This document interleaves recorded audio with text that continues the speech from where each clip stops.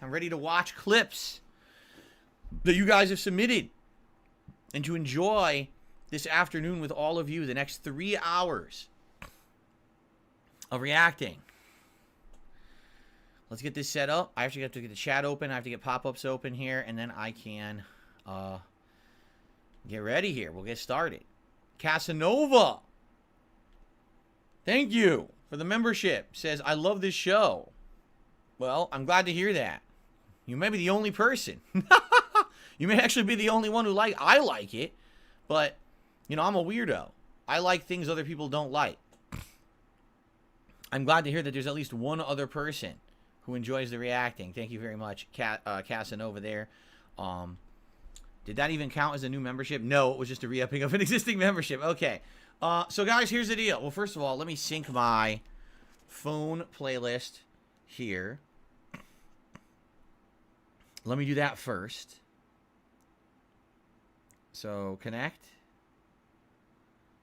Did it connect? I think it did. I think it connected. And then I'm going to go to view channel, go to playlists, and ultra video. 8 ultra videos and 33 standard videos. Okay.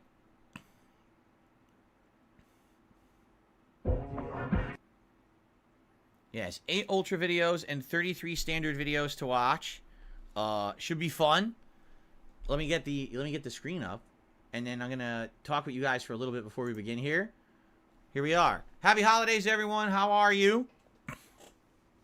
I hope I find you all well in the midst of your holiday celebrations, and I thank you all for being here live. For those who are here, we have about 200 people. That's good. You know, I wasn't expecting a ton of people here today, because it is the holidays. I know many of you are probably in the midst of doing things with your family and friends. I appreciate any of you who came out here to hang out with me live, and if not, it's cool. People, I'm sure, will watch this after the fact. So here's the deal. This is the usual show, okay? It's going to run around 3 hours. And then after that, I'm going to do my usual, you know, upload. It's no late stream tonight, so this is my only stream of the day. Basically, anything that comes in today as a contribution, I appreciate. I'm not going to be asking for anything. We have no goals today at all. It's the holidays. You guys were incredibly supportive of my Christmas marathon yesterday, so I'm not going to be sitting here saying, hey, please contribute. If something comes in, I will shout it out. As you know, on this show, I shout it out between the parts. I usually film for about 20 to 30 minutes, and then we split the part, and then I'll do shout outs between those sessions. So that's exactly how I'm going to handle it, okay? I hope that you guys enjoy. We're going to do ultra member submissions first, then standard member submissions. Remember, it's the members who nominate these clips. So if you happen to become a member today or in the next week, you'll get to nominate clips for the final show of the year, which would actually be next Sunday, which would be the 31st. So we could still do some holiday Christmas themed stuff, or if you want to do New Year's themed stuff and stuff like that, that'd be cool too. So thanks. Cool. In the meantime, SMR Tad just gifted 5 memberships to the channel. So congratulations to Andy Young, Escanor, Rugal, Brian Larson, and Cheetah Man, who each just received a gifted membership to the channel. Thank you so much, SMR. Happy holidays to you. That actually gets the channel back up to 100 members. Excellent. Remember, you guys now will be eligible to nominate clips for next week's show, okay? That's really cool. Also, Gabriel popping his 6-month membership message and says, what's up, what's up, what's up? Hey, all. Hey, Phil. What is going on? Gabriel, hope that you're having a good weekend and happy holidays to you. All right. All right. Are we ready to start? Does anyone have anything particularly that they need to bring up, or are we good to go to begin with the show? Remember, I will do shout outs between the parts if you happen to contribute today.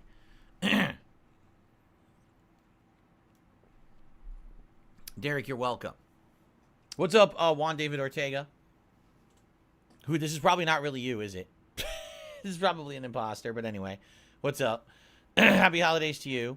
If you have to pee, you should have already, because the show's about to start, so now you're just going to miss part of the show, and it's your own fault. No one to blame but yourself. I have to plug this in so I can hear. Well, not plug this in, but turn this on so I can actually hear. I always wonder how this happens. Do you see this? What is going on? I never once twisted this cord, but it gets all twisty and it won't stop twisting itself. Like, what causes, like, headphone cords and stuff to do that weird twist?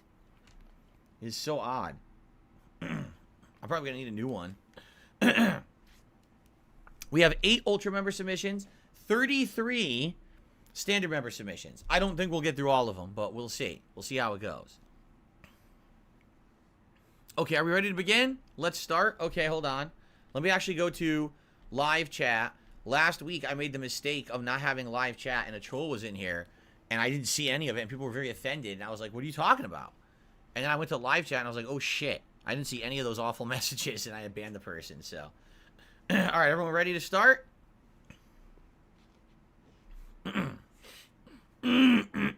Excuse me. All right, here we go. I'm going to do a little bit of an intro, and then we'll begin. Here we go. Happy holidays, everyone. Phil here, and welcome to DSP Reacts for the Christmas Eve special show. Today, indeed, is December 24th, 2023. Man, I really wish that I remembered off the top of my head what the episode number was. Let's see here. I believe this is episode 44. We are on episode 44 of DSP versus the Internet, my weekly react show where it is channel members who send me clips from all over the place to watch and react to. Ultra level members of this channel who are the biggest supporters get their videos watched for sure.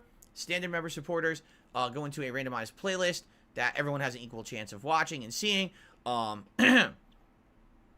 very, very happy to chill with all of you here today on Christmas Eve. I know that we don't have the largest audience because it is a holiday and many of you are busy. If you happen to be watching this after the fact, happy holidays to you. I hope that you're enjoying your Christmas celebrations if you're having one, and I wish you the best. I hope that you're safe.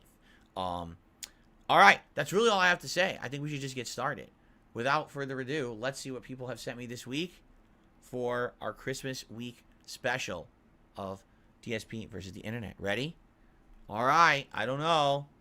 This guy looks a little nervous, doesn't he? Look at his face. Looks like something's happening. Something's going down. He's kind of worried, right? To me anyway. All right, let's see why he's so worried. Here we go. Naughty or nice? Naughty or nice? I don't really care, so I'm checking it once. Labor laws and we're short on supplies, so I'm taking liberties with the naughty or nice. Johnny is a good boy and donates his money, but he thinks Dane Cook is funny. Naughty. A Dane Cook reference in 2020. Well, this would have been 2 years ago, so this would have been like 2020, 2021. That's pretty funny. A Dane Cook reference. Wow. Owns a car and gives her friends rides, even though they don't go far, she makes them pay for petrol. Naughty. Michael farts in his hand, then holds it on his brother's face. Pretty fucking funny, but also pretty naughty. Joanna says thank you is generally good, but all her answers on dating apps are food. That's basic. That's basic. I'm the big boy, so I decide. Wow. And if everybody's on the naughty list, it means that I don't have to deliver shit. Oh, hello, Jeffrey. Back so soon from your court-mandated coffee break, you Marxist fuck. You can't talk to me that way, Santa, and you gotta stop taking liberties with the naughty list, okay? I can do whatever I want. I'm Santa Claus, baby. Why don't you go make me some more PS5s, you lazy little communist? That's not the point. You've made me 17 PS5s. They are very difficult. You know, for the entire fucking world, so why don't you stay in your lane, Jeffrey? Santa, as your head of staff, I strongly Oh, advise... now you're strongly advising me, are you? Come on, mate. Whose face is on a Coca-Cola bottle, Jeffrey? I'm not getting into Is this. it your face, Jeffrey? Have they started a new campaign? Jeffrey, have I been drinking old Coca-Cola and have somehow missed your fucking face on all of the new Coca-Cola bottles, huh?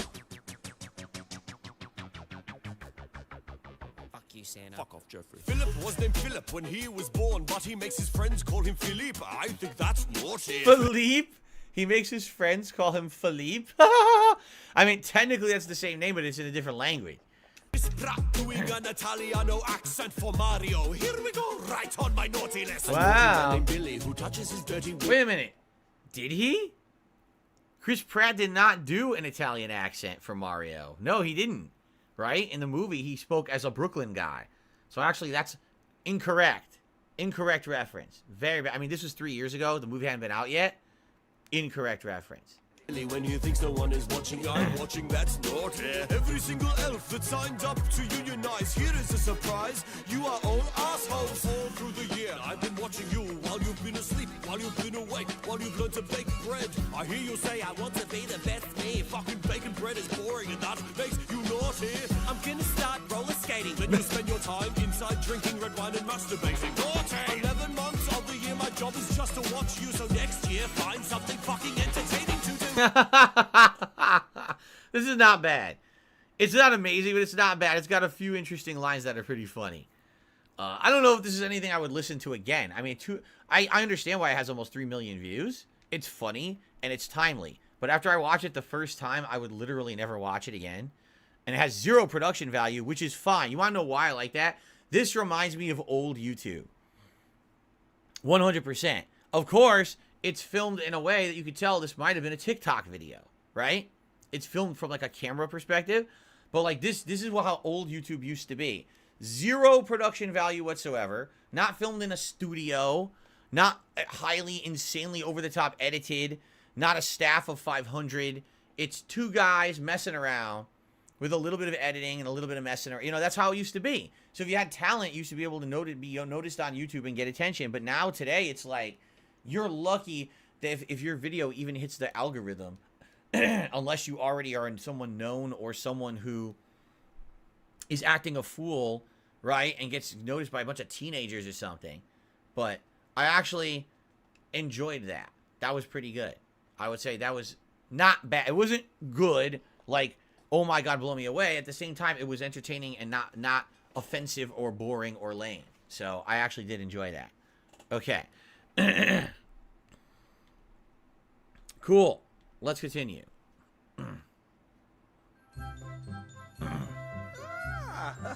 What a catchy tune. Yeah, you're gonna like this one, Doc. Zombie, zombie, zombie, with rotten hanging skin.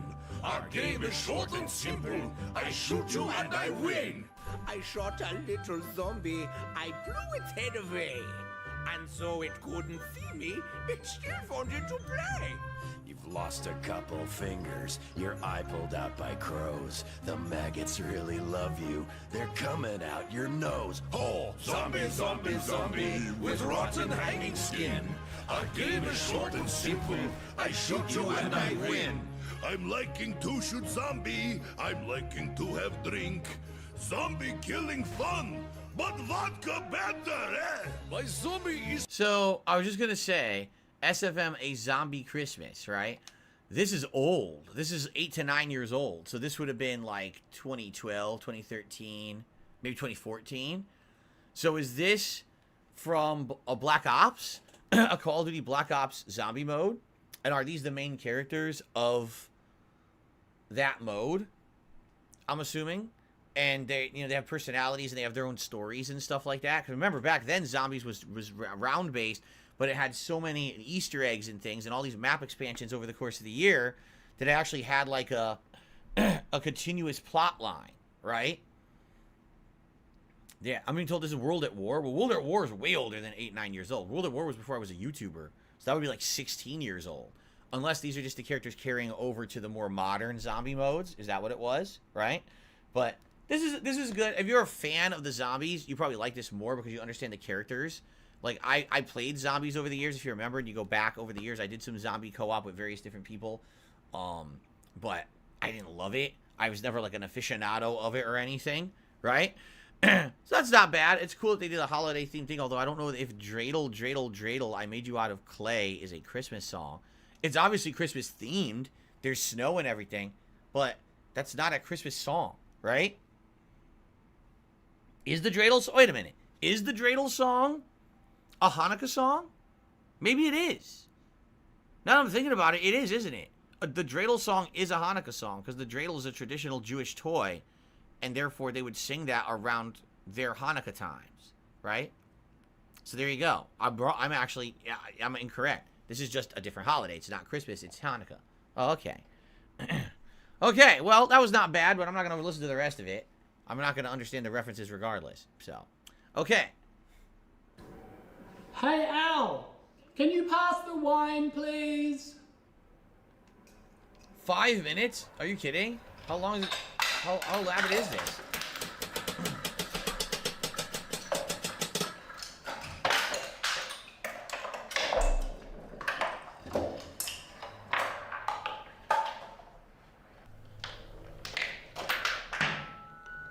Oh my god. This is gonna take forever.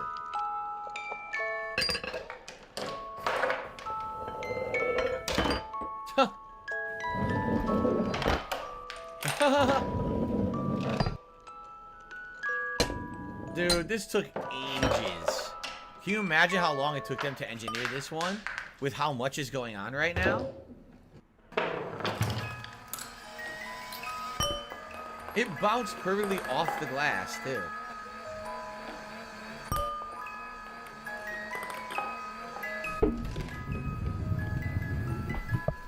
Oh! It didn't break the glass. Oh, wait, it's going to. Oh, it doesn't break the glass. Dude! They totally made it look like that was going to break the glass. But instead, it stuck to Velcro. And went a completely different direction. How cool is that, man? Oh, I broke the glass anyway! With the concrete block.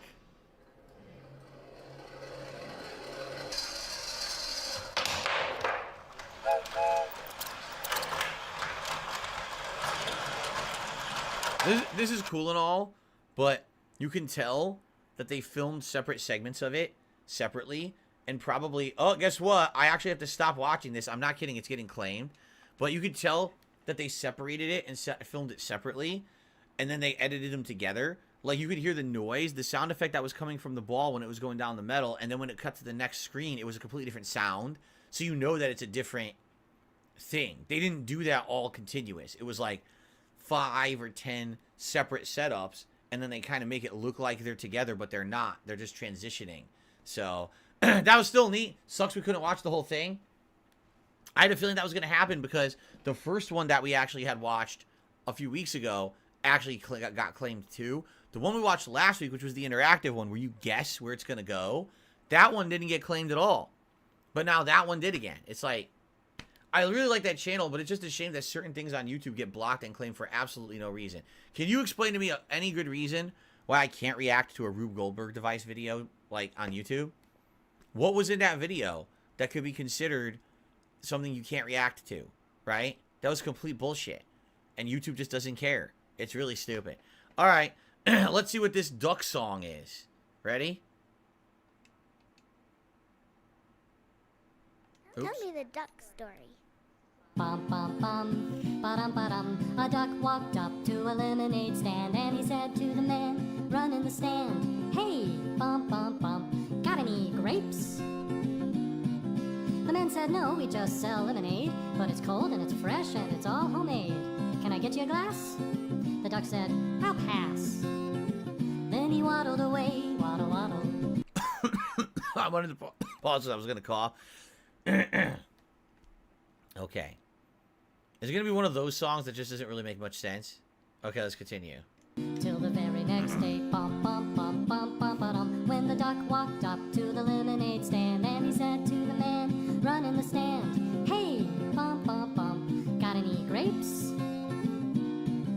The man said, no, like I said yesterday, we just sell lemonade, okay? Why not give it a try? The duck said, goodbye. Then he waddled away. Oh my god. Then he waddled away, waddle waddle. Then he waddled away, waddle waddle. Till the very next day, bum bum bum bum. Is this going anywhere? When the duck walked up to the lemonade stand and he said to the man, run in the stand, hey, bum bum bum, got any grapes? The man said, look, this is getting old. I mean, lemonade's all we've ever sold. Why not give it a go? The duck said, how about no? Then he waddled away, waddle, waddle. Then he waddled away, waddle, waddle, waddle. Then he waddled away, waddle, waddle. Till the very next day. He just keeps coming back, huh? This is like that old song, The Cat Came Back the Very Next Day. They thought he was gone, but the cat came back, right? Like, no matter what, the duck just returns and asks the same question. So if the guy never gets grapes, you just gonna have to put up with this duck coming back every day, right? All right. When the duck walked up to the lemonade stand and he said to the man, run in the stand, hey, bum bum bum. grapes? The man said, that's it. If you don't stay away, duck, I'll glue you to a tree and leave you there all day stuck. So don't get too close. The duck said, adios. Then he waddled away, waddle, waddle. Then he waddled away, waddle, waddle, waddle. Then he waddled away, waddle, waddle. Till the very next day, bum, bum, bum, bum, bum, ba-dum. When the duck walked up to the lemonade stand, and he said to the man, run in the stand, hey, bum, bum, bum, got any glue? Oh. What? Got any glue? No, why would I? Oh, then one more question for you. Got any grapes? Bum, bum, bum, bum, bum, bum. And the man just stopped. Then he started to smile. He started to laugh. He laughed for a while. He said, come on, Doc, let's walk to the store. I'll buy you some grapes so you won't have to ask anymore. Yeah. So they walked to the store, and the man bought some grapes. He gave one to the duck, and the duck said, no thanks. But you know what sounds good? It would make my day. Do you think this store? Do you think this store? Do you think this store has any lemonade? Then he waddled away, waddle, waddle. Then he waddled away, waddle, waddle, waddle.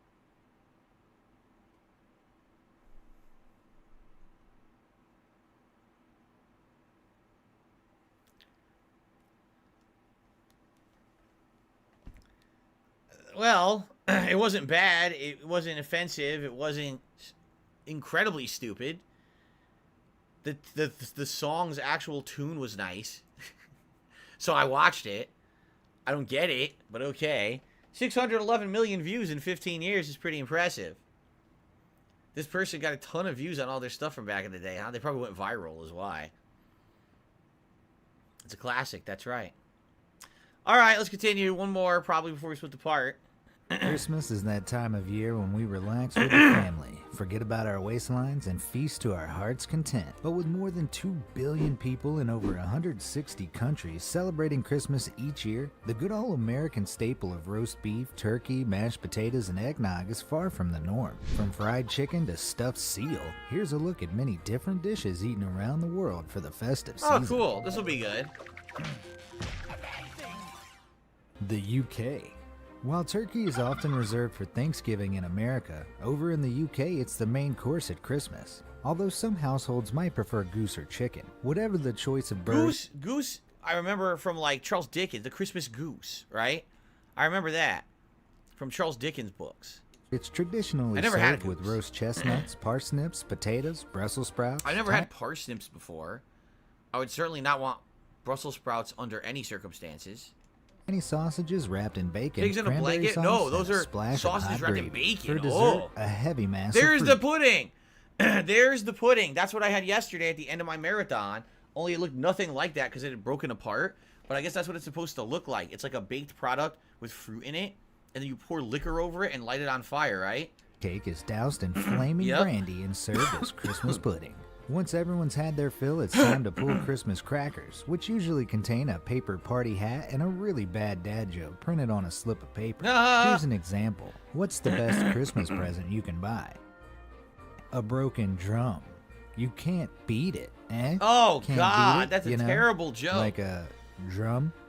Greenland. That's atrocious. Greenlanders celebrate Christmas Arctic style by serving specially prepared dishes like maddock and kiviat, traditional Inuit delicacies that make the most adventurous of foodies' stomachs turn. Maddock is the skin of a whale, usually the bowhead, beluga, or narwhal, diced or serrated and served raw. Kiviak is a dish of fermented birds with a rather unusual I know method. from this because I was watching a Gordon Ramsay show where he went around the world and tasted different weird cuisines, and he went over there and they were doing this. It was absolutely disgusting. Fermented dead birds. Of preparation. To make kiviak, a seal skin is first hollowed, then stuffed with some 400 to 500 seabirds called auks. The auks are stuffed into the seal's body, complete with feathers and all, which are then sewn and sealed up with grease to allow for 7 months of fermentation. Come Christmas, the birds are taken out and served straight up from the seal's gut. This is definitely not a feast for the faint-hearted. Zimbabwe. That's disgusting. The typical Zimbabwean Christmas dinner can include fresh roasted ox or goat, cornmeal porridge, bread, jam, and tea. But the special treat reserved for the occasion is chicken served with rice. Since chicken is an expensive food item in the landlocked African nation, beats fermented seabirds, that's for sure. Japan. In a nation where most people are Shinto or Buddhist, Christmas in Japan is more of a commercial affair and definitely not a national. Like freaking KFC, exactly. It's a commercial affair, basically. They don't really celebrate it for religious purposes. Holiday. Much like Valentine's Day, Christmas in Japan is a time for young couples to exchange gifts and have romantic dinners.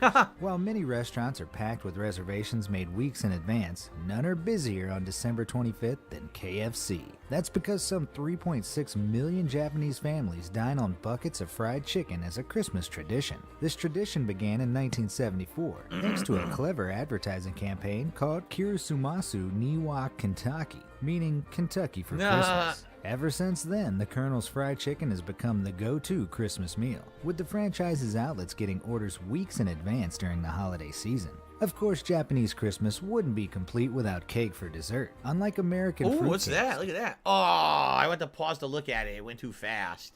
Japanese Christmas cake is usually sponge decorated with whipped cream and strawberries.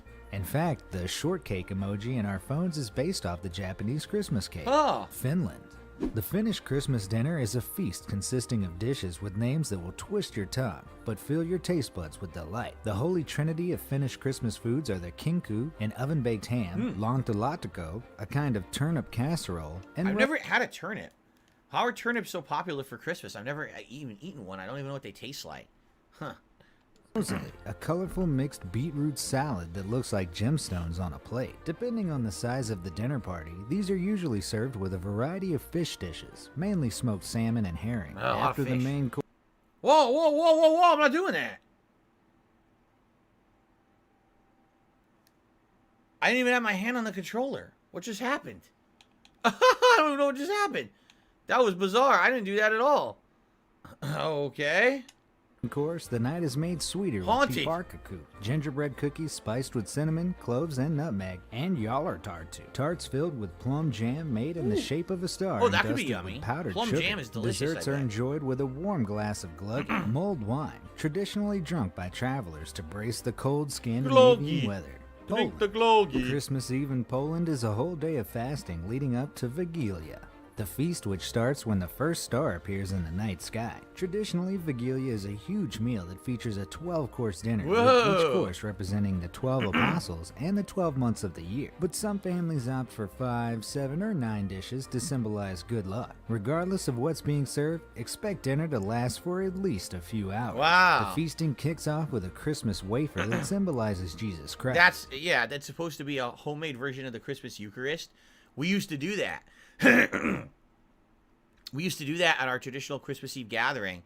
We would always have that home version of the Eucharist that you would have at home with your family. We would do that. That was the tradition in our family too. There's no red meat served at a Polish Christmas dinner, and main courses consist of carp and herring dishes. The evening would not be complete without borscht, a beetroot soup served with uska, Never a had type borscht. of ravioli made for the occasion. This is followed by a dessert made of noodles with poppy seeds. I'm sure it's better than it sounds. Poppy seeds are very popular in Polish cuisine.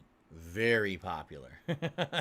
Portugal. The Portuguese Christmas Eve dinner is called consodo, from the Latin word consolare, meaning to comfort. This refers to the small like consigliere in the mafia. Meal taken at the end of a day of fasting on the night of December 24th. And it certainly sounds comforting, as long as you like seafood, that is. The consodo consists of all kinds of goodness. Everyone's eating seafood. Everyone eats seafood for Christmas, huh? Earth, starting with the famous bacalao, or dried salted codfish, for the appetizer, with boiled potatoes, eggs, onions, chickpeas, cabbage, and other greens, with a dressing made of chopped onion, garlic, and parsley. This dish is also accompanied with lots of olive oil. Lots and lots of olive oil. Damn, like their olive oil. A lot of olive oil. The traditional centerpiece of an old-fashioned Portuguese Christmas is the polvo. Play Cool says, I'm actually Portuguese. I'm eating cod in just a bit. There you go. Ala guerrero, or grilled octopus. Think of it as kind of a sea turkey with 8 legs and a giant head. This 8-legged sea turkey is accompanied by batata samuro, which translates into punched potatoes. This is basically just oven roasted potatoes with garlic and parsley, and of course, olive oil. Did I mention olive oil? Egypt. An Egyptian Christmas is a vegan affair that lasts for the 43 days before Christmas, from the 25th of November all the way into the 6th of January. For these 43 days of Advent, Coptic Orthodox Christians will follow the Holy Nativity Fast, where animal products of all kinds are prohibited in their meals.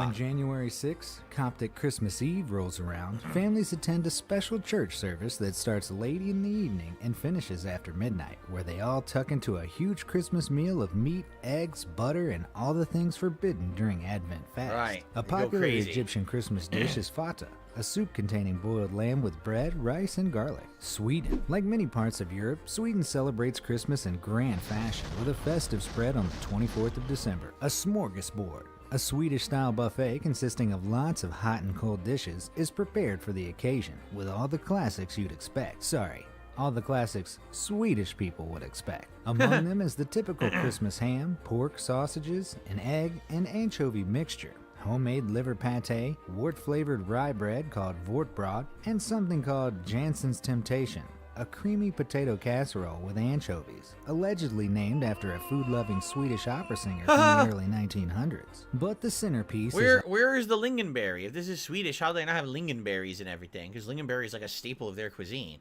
A lye-soaked fish dish known as lutefisk. Lye is a highly alkaline chemical that is often used to clean drains. But when applied correctly by a master Swedish lutefisk chef, it turns the fish meat into a kind of translucent jelly. Delicious. Mexico. In Mexico, Christmas dinners are all about the tamales. They're made with beans and chicken, meat and veggies, cheese and chilies, or just about any combination you could think of. This Mesoamerican dish dates back to 8000 BC and has made its way into the Christmas tradition of a few American states, particularly in the Southwest. Switzerland. The Swiss honor the birth of Christ with a simple hot pot dinner for the whole family, where everybody sits around the dinner table to dip pieces of meat on long forks into a boiling soup. The cooked meats are then enjoyed with French fries and a variety of sauces. Oh, and cheese. Lots of cheese. This is Switzerland. That's not bad. Remember? Swiss. That's a Russia. Swiss Christmas is Like pretty the good. Egyptians, Russians celebrate Orthodox Christmas on January 7th, with lots of meat and fish to celebrate the end of their Advent fasting. Some of their favorite traditional dishes are stuffed roast goose, pork tenderloin with apples, and cabbage in a pie with fish, rice, and hard-boiled eggs inside. Everything's good there except that pie at the end. Of course, the must-have dish on the dinner table for the Russian holiday is holodets. What the hell is that? Meat jelly made out of chicken or beef stock with meat and vegetables. The more traditional meat, vegetables in a gelatinized chicken stock. It might taste good. It just looks really weird, right? Recipe for holodets contains the feet of pigs, cows, or chickens. Holodets is very time-consuming to prepare, and when it just looks like cold jelly with bits of meat in it, one wonders if it's worth it. Italy. Traditionally, La Viglia, the traditional Italian Christmas Eve dinner, was intended to purify the body for the religious holiday with healthy cuisines. So usually meals consist of seafood and vegetables, but no meat. Depending on the region, dishes that appear on the table at La Viglia can be made of fish, octopus, eel, and shellfish. These are, of course, accompanied by huge heaps of pasta, prepared with even more seafood. Now, this might sound healthier than an American Christmas, but when you're stuffing your face with as much as the Italians do, this might be a harder claim to back up. Australia. Absolutely incorrect. I'm very offended. This person would say that about the Italian heritage that is in my blood. I'm incredibly offended.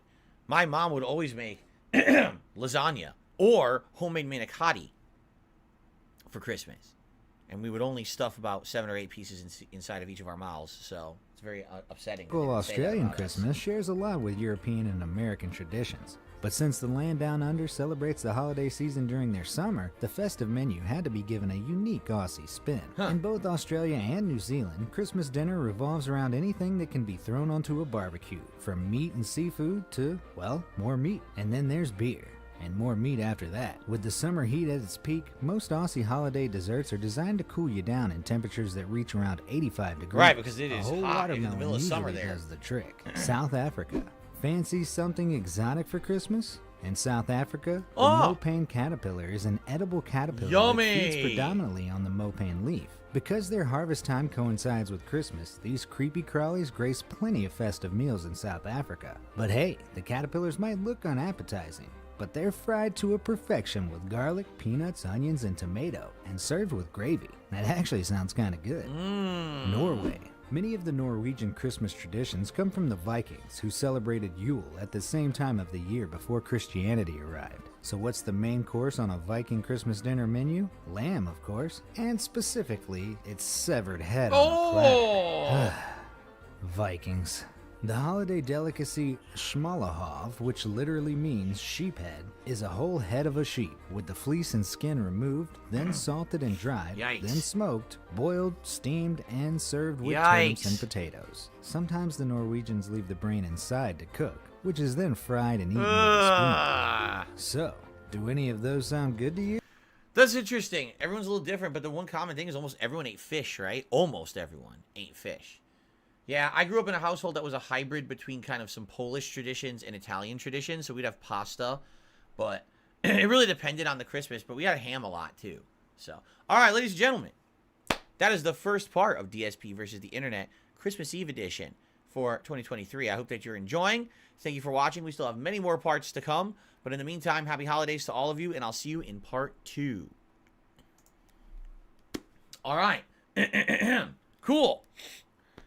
So guys, you know what I'd like to do is stretch my legs. I don't know why, but my legs are feeling a little sore. So I just want to stand up for a second before we continue.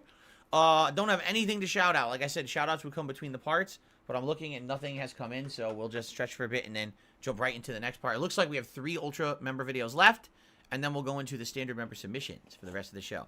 What are we having for Christmas? We are having turkey breasts stuffed with stuffing and cranberries wrapped in bacon that we're going to roast in the oven.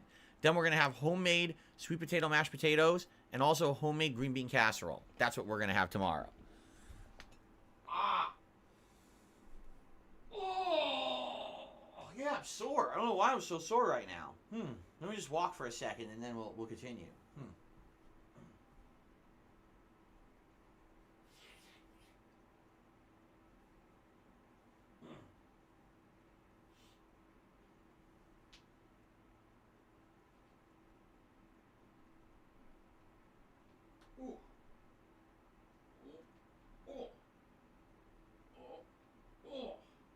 Okay.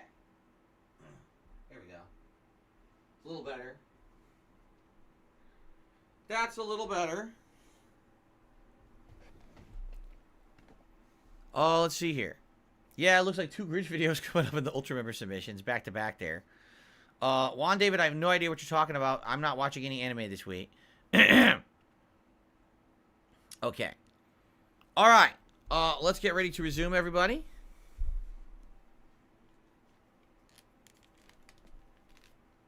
Okay. Let's continue. Hello, everyone, and welcome back to DSP versus the Internet Christmas Eve edition 2023. This is part 2. If you didn't see part 1, I recommend that you check it out. Some interesting stuff there. We just watched a whole video about Christmas traditional foods from all over the world. That was pretty good. We have a few more Ultra member submissions to get through, and then we're going to get to that randomized playlist of the standard members. Again, remember on this channel, it is the members who submit all of these clips all week long. And I appreciate your support here of DSP Reacts over the course of this last year.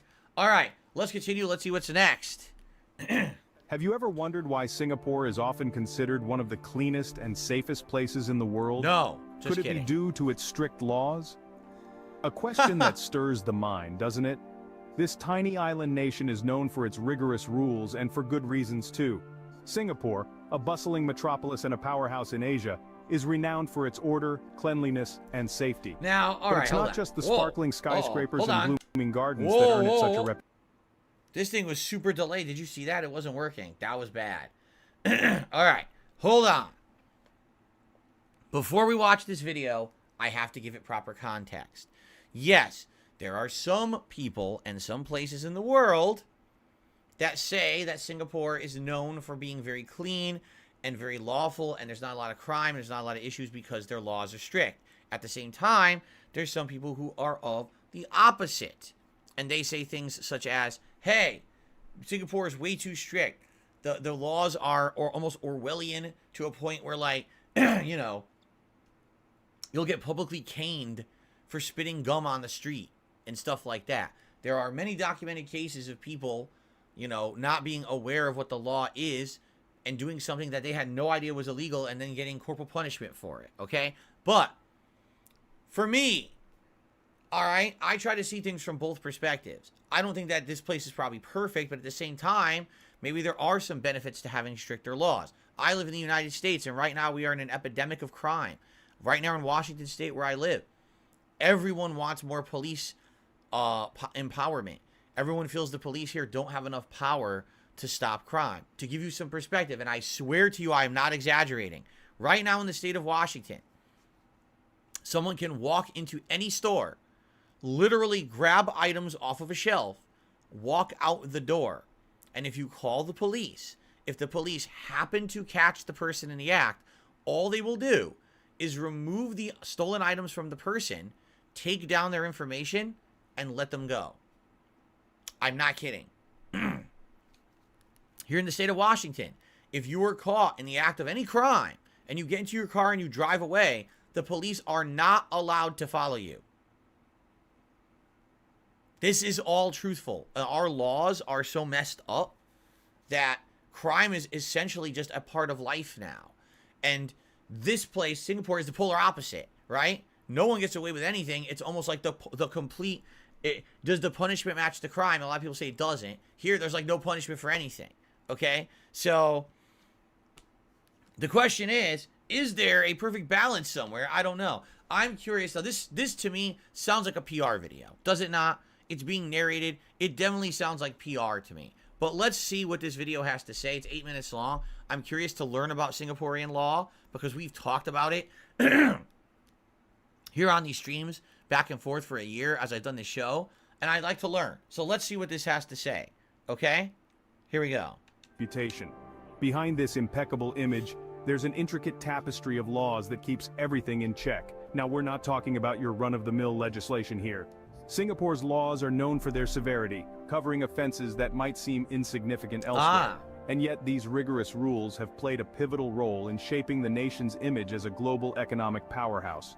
But why such strict laws, you might ask? Well, in a densely populated city-state like Singapore, maintaining order is paramount. These laws are designed to ensure harmony, respect for public spaces, and more importantly, to uphold the societal values that Singapore prides itself on. It's not just about keeping the streets clean or the crime rate low.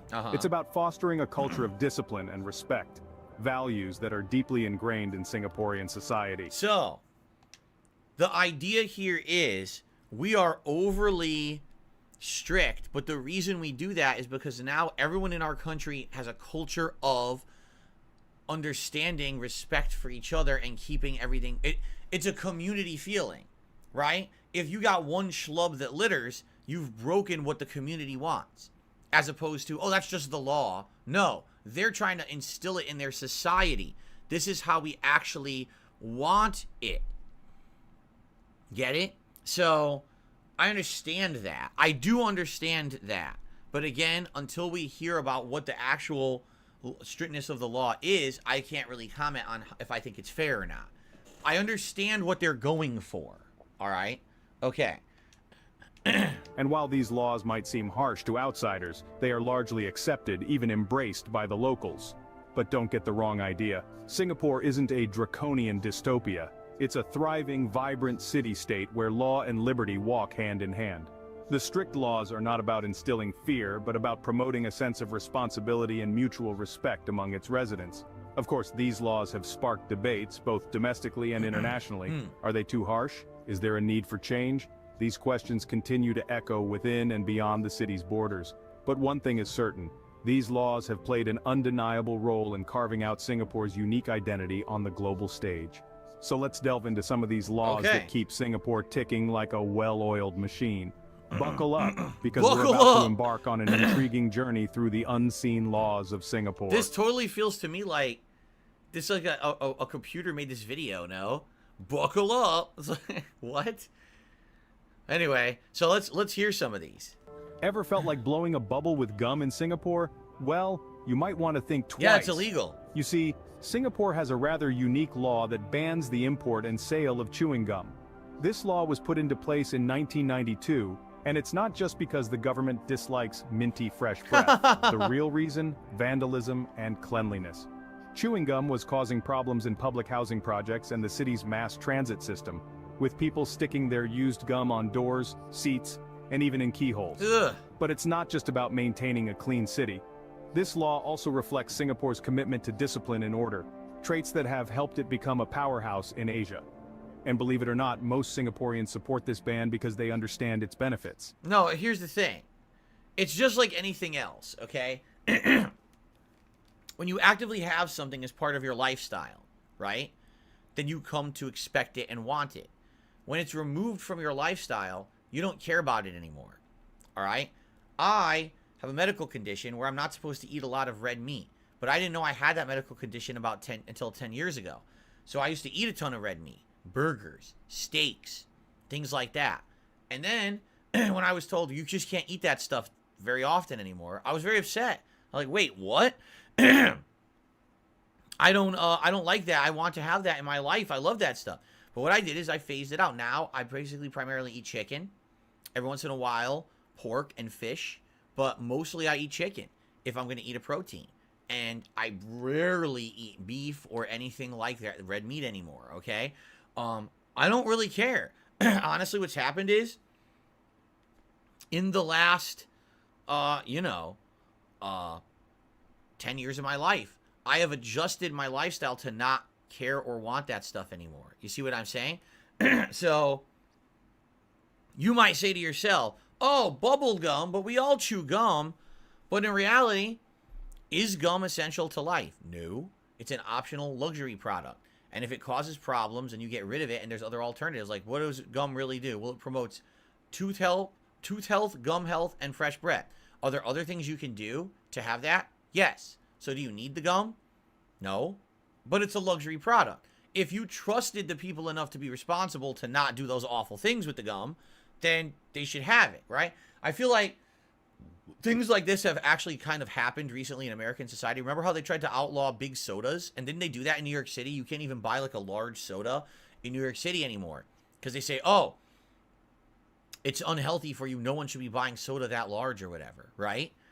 And so they do things like that here too. But when that happens, boom, immediately there's big backlash against it in the United States. That who's the government to tell us what's good or bad for us? We should be making the judgments for ourselves and judge, But the problem is, are most people responsible? Or are they not? Are people living a life where people just want to live no responsibility? And because of that, everyone around them is affected in a negative way. So here's the thing. I can totally see both sides of this thing. If I lived in Singapore, would I be upset that there's no bubble gum? No. At the same time, it is kind of silly that you can't just let people have the gum and then trust them to do the right thing, and if they don't, punish the offenders. Instead, they just said, fuck it, outlaw all gum. If you have it, it's a crime. Now, how do they punish gum?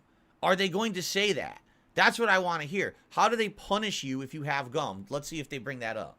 So next time you're in Singapore, remember to leave your gum at home.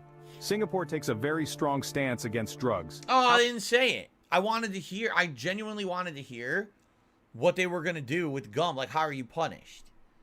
Okay. Well, let's hear about drugs. Here we go. How strong, you ask? Well, let's dive in. Yeah. The city-state has one of the harshest drug laws in the world, with a zero-tolerance policy towards drug trafficking. The severity of this law? Nothing less than the death penalty. Whoa!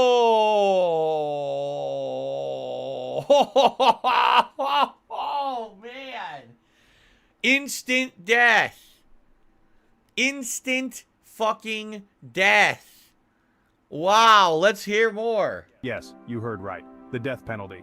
This strict law is not without its reasons, though. The government believes that this rigorous approach deters potential offenders, keeping the society safe and drug-free. And it appears to be effective. Singapore. Well, yeah, if they're gonna murder you, you're probably not gonna fuck with drugs, right? Boasts one of the lowest prevalence of drug abuse worldwide. However, this severe punishment is also a source of controversy, with critics arguing it infringes on human rights. Well, yeah, because when you kill someone, they no longer have any rights. They're dead. So I could definitely understand that line of argument. Despite this, the Singaporean government remains unflinching in its stance, asserting that the well-being of its people is paramount. It's clear that Singapore is not a place to mess around with drugs. That guy, It's like, they should just say, Singapore, literally, this is how they should promote themselves, and this should be their national stance, their national slogan. It should be called, Singapore, fuck around and find out. That literally should be, like, how they promote themselves, right? And then you go there and you fuck around, you're just dead. Right? Like, yeah, I would say your drug use will be low if you murder everyone who uses drugs. Yeah, I would agree that that would probably be effective. But, wow. Okay, let's continue. Dropped a candy wrapper on the street? That could cost you dearly in Here we Singapore. go. Here, littering is not taken lightly. The city-state has implemented stringent laws against littering in a bid to maintain its reputation as one of the cleanest cities in the world. Imagine this. You're casually strolling down the street, you consume a candy and nonchalantly drop the wrapper. In many places, this wouldn't be a big deal. Yeah, like in America, that's like normal behavior, honestly. Pretty sad, but it's true. In Singapore, it's a different story. Literally, I have never in my life seen anyone or heard of a single person who's ever been punished for littering in the United States. And I've lived on the East Coast. I now live on the West Coast. I've not once ever heard of a punishment for littering here whatsoever. You could be slapped with a hefty fine of up to $2,000 for your first conviction. Wow. Repeat offenders might even face community service or a stint of corrective work order. I would much rather do the community service and the corrective work order rather than pay the $2,000. I would, seriously. Where offenders clean up public places. I would do that. The rationale behind this law is simple yet effective. By imposing strict fines, Singapore ensures its streets stay pristine, reinforcing its image as a clean, green city. This has fostered a culture of cleanliness among its citizens and visitors alike. So, if you're visiting Singapore, make sure to find a trash bin for your waste. Got a spray can and a rebellious spirit? Singapore is not the place for you. No graffiti. Oh man, what's the punishment for this one? They chop your hands off? Here, vandalism is taken very seriously. The law against vandalism in Singapore is strict and may include caning as a punishment. Ah, there's the corporal punishment, the public caning, the public embarrassment, right? And the caning is serious. You hear some people get caned so hard that it actually fucks up their bones, and then they can't even walk right for the rest of their lives. So now you might be thinking, caning? Really? Well, yes, really. This isn't just about discouraging mischief. It's about preserving the pristine and orderly state of public property. The rationale is clear. Singapore values respect for shared spaces and wants to maintain its clean and orderly image. This in turn contributes to the country's reputation as a leading global city. The severity of the punishment is a testament to how strongly they feel about this. The effect? Well, public property in Singapore is notably spotless and vandalism is quite rare. And remember, this isn't just about spray paint. Anything that defaces public property can land you in hot water. like what? So in See, I'm curious. What if you're just the bad luck schmuck? Let's say you're walking past this dog display, okay? And you lean against it, and accidentally, completely inadvertently, it breaks, and all of a sudden a dog topples over, right? Do you get arrested? Oh, that's you defaced it, right? Like, you broke it, so now you're gonna get publicly caned. Wait, I didn't mean to do it. That was a complete accident. All I did was touch it. I had no intention of that. I had no clue that would happen.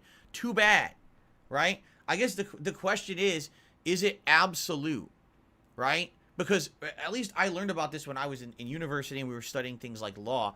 There's something called the letter of the law, and there's something called the spirit of the law. Okay, the letter of the law means no matter what, you just follow exactly what the laws are as written with no exceptions. That is an indefinite, absolute law that must be followed to the word, period. The spirit of the law is following laws for the intended purpose of why the law was created. So in that case, let's say you accidentally were just walking down the street, you put your hand on that dog display, and a dog topples over and breaks, and you could clearly see it wasn't malicious. No one was trying to climb it by, being an asshole. You didn't have a hammer and smashing it. It was literally just an accident. Maybe it was poorly engineered and it fell over, right? So what would happen then is they would basically investigate and say, okay, you didn't do it on purpose. We're going to let you go. Even though the thing happened, we're not going to find you guilty of any crime because it wasn't something you were doing on purpose. It was a complete accident, and that could happen to anyone. So levels of reasonable not reasonable doubt, but like reasonable levels of reason where you see the spirit was that the only reason that law is in place is to stop people from being active vandals and destroying our city. This was not a person trying to actively vandalize. It was an accident. It's fine. It's passable, right? So I guess that's the question. Okay? And there you go. So SMR Tad says, in the U.S., law enforcement have something that's called officer discretion. The police have a level of choice in how to enforce the law. In Singapore, the police must enforce the law to the letter. So are you telling me that, again, someone's walking down the street and they just go, oops, I touched the wall, and the dog topples over and explodes. Oh, well, you defaced it. That's, you know, vandalism. You're going to jail and you're going to get caned. Well, I didn't mean to do that. I mean, it was an accident. I didn't know that would happen. So do you agree with that? I don't know if I agree with that. What if you're the unlucky schmuck? Do you know what they might say? Well, you're just the bad luck Chuck. We have to have enough people to have bad luck so people take the law seriously. They might actually say that, right? That's the situation we take that we have. That's what we accept, even though there may be people unjustly punished. At least in general, people are justly punished in most situations, and therefore it's acceptable, right? Well, let's continue. Singapore, it's best to express your creativity within the bounds of the law. With all these strict laws, are Singaporeans living in fear? You might think so, but the reality is a tad different. The laws of Singapore, as strict as they may seem to an outsider, are seen as necessary by these citizens. No, here's the thing again. It's like I just said. If you're living in that society already, you're already used to it. You're used to not having bubble gum. You're used to the fact that you're careful when you walk down the street and you don't just face something or knock something over. These are not parts of their society anymore. Drugs, no one does drugs because just they don't even think about it because you're dead if you do it. So if those things are gone, you have other things to do with your life. You don't miss the freedom you don't have because you never had it, right? If I literally never ate red meat in my life, I wouldn't care that I'm not eating red meat anymore because I never had it, right? That's the difference. They do not live in fear, rather they live in a sense of security. These laws are a part of their everyday lives, shaping their behavior not through fear, but through an understanding of their purpose, to maintain order, cleanliness, and safety. Yes, the penalties are high, but so are the stakes. Singapore is a bustling metropolis, a melting pot of cultures, and these laws help to keep it that way. Why did this AI voice all of a sudden get an accent? You hear that? All of a sudden it sounds like he's Spanish or something. What happened? Keep the city clean, the crime rate low, and the citizens safe. They are not the chains that bind, but the framework that supports. So, as it turns out, most Singaporeans appreciate these laws for maintaining order and safety. Despite its strict laws, Singapore is a leading powerhouse in Asia. This tiny island nation... So is that it? Singaporean... Yeah, that's it. All right, well, I would say, here's what I think, okay? It's all about perspective, interpretation, and subjective opinion, right? Very much, I feel, anyone who lives in Singapore, or most people, probably feel that Singapore life is great. We don't have drugs. We don't have littering. We don't have the amount of crime the rest of the world has. You know? And it depends on your perspective. I literally live in a part of the world where crime is rampant. I mean, just in the last year, big ups, everyone. I had a tire stolen off of my car in a public parking lot. We're doing and this? the police did not care to investigate. They did not give two shits about it. They this just is what let I come it go. back to. I had to pay tons of money This is what I come back replace to, the Phil. stolen good on my car. Stolen and tire? No one cared. It was just allowed. I care, Phil. You know, my wife works I care in that you're a retail. liar. Every single day she sees I care thieves that you're a scumbag. coming into the store and other stores, and they're just allowed to walk in, steal, and walk An out. e-bagger. And it's like, String him up. is this the society we want to live in? Quarter like him. I feel like we're the opposite of Singapore. Quarter him. I Send- really do. I send feel each like we're the piece polar opposite, where everything is the allowed, corner and of- they're the of each society where nothing is kingdom. allowed. Right? So is there a happy medium? You know what they would do to you, know, back I in the don't day, know. Phil? You don't even want to know. It's funny because I've heard from people who live in Singapore who love it. And they would say, you would love to come here and have tourism and stuff. And when I say, wow, so let me get this straight. I could come to the country, have a week's vacation, right? As long as I don't break the laws, which I have no intention of doing, right? And I'm a little careful about what I do. I can be in a place with no real heavy pollution, no littering. You know, everyone has to be nice to each other because if they're not, they go right to jail and get caned, right? No one's going to steal anything. No, you know, I have to worry about nothing. You just go and enjoy yourself, right? Would you trade in a certain level of your own personal control over your life and independence for a level of safety and comfort? And I guess the answer is Bro, different. what are no we matter who talking you about are. right Some now? people would say yes, and some people would say no. What do we watch? And I think that's okay. I think everyone has the right to judge for themselves and make that determination. No, you can't judge me, Phil. I'm sorry. I can judge you, though. You know? I tell you this. I don't... of all the things I like about living where I live, the crime is awful and out of control. And everyone... It's not even just like me saying that. The people here who are the most liberal people actually are agreeing we need to do something about the crime. It's completely out of hand. Who's committing crimes against you, Phil? Oh, they stole your tire, twice dude. a week, their entire front storefront gets smashed in. Someone drives in with a vehicle, runs in and steals Oh, everything yeah. and runs out. And it happens twice a week. Yeah, twice a week that happens. How many dude. times are they going to build up their Okay. storefront? How Sure, can they even sure, operate? Phil. A lot of businesses have gone out of business because this keeps Yeah, happening. it's twice a week, dude. People just ram their cars into storefronts. It's interesting to see different takes on it, but man, yo, big up I don't think we Skid could Row. be further from this, right? That Big was a ups, dude. fascinating watch. Let's watch at least 1 or 2 more videos before we split apart. I appreciate you, brother. Happy holidays, dude. Cold winter's night. Oh, you know what? With the police rolling into sight. We saw one of these a few months ago, and it was the White Walker dude, and now they've got the Grinch. So the Grinch is gonna steal something from the gas station. It's staged. It's not real. But that's not stopping We're the going Grinch. ultra dented, huh? Cause to him, Are we still in shoplifting's a ultra cinch. dent submissions, or is this commoner Anything good? peasant dent Nope. submissions?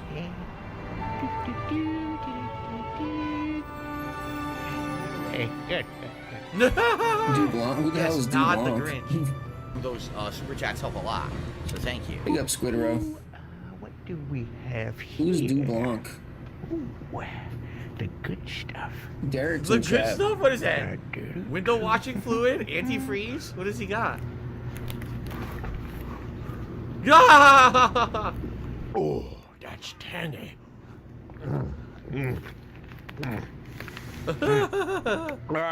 This is the negative 20 degrees. I was looking for the negative 30. Yeah, so it's I'm not antifreeze. purchasing that. Ugh. Don't worry about it. I'll get it. Okay. Let's see. Boop-a-dee-bee. Ooh. He's trying to sound like Jim Carrey. Listen to his voice. He's trying to sound like Jim Carrey.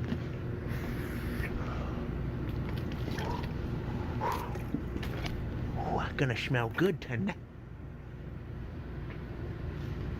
He's putting motor oil on his body. Leave it. Well, I kind of get it. Let me fast forward a little bit, see if anything funny happens at the end. Detractor in Phil's chat? No way, dude. I don't believe it. Have a good one. Woo! That was a close call.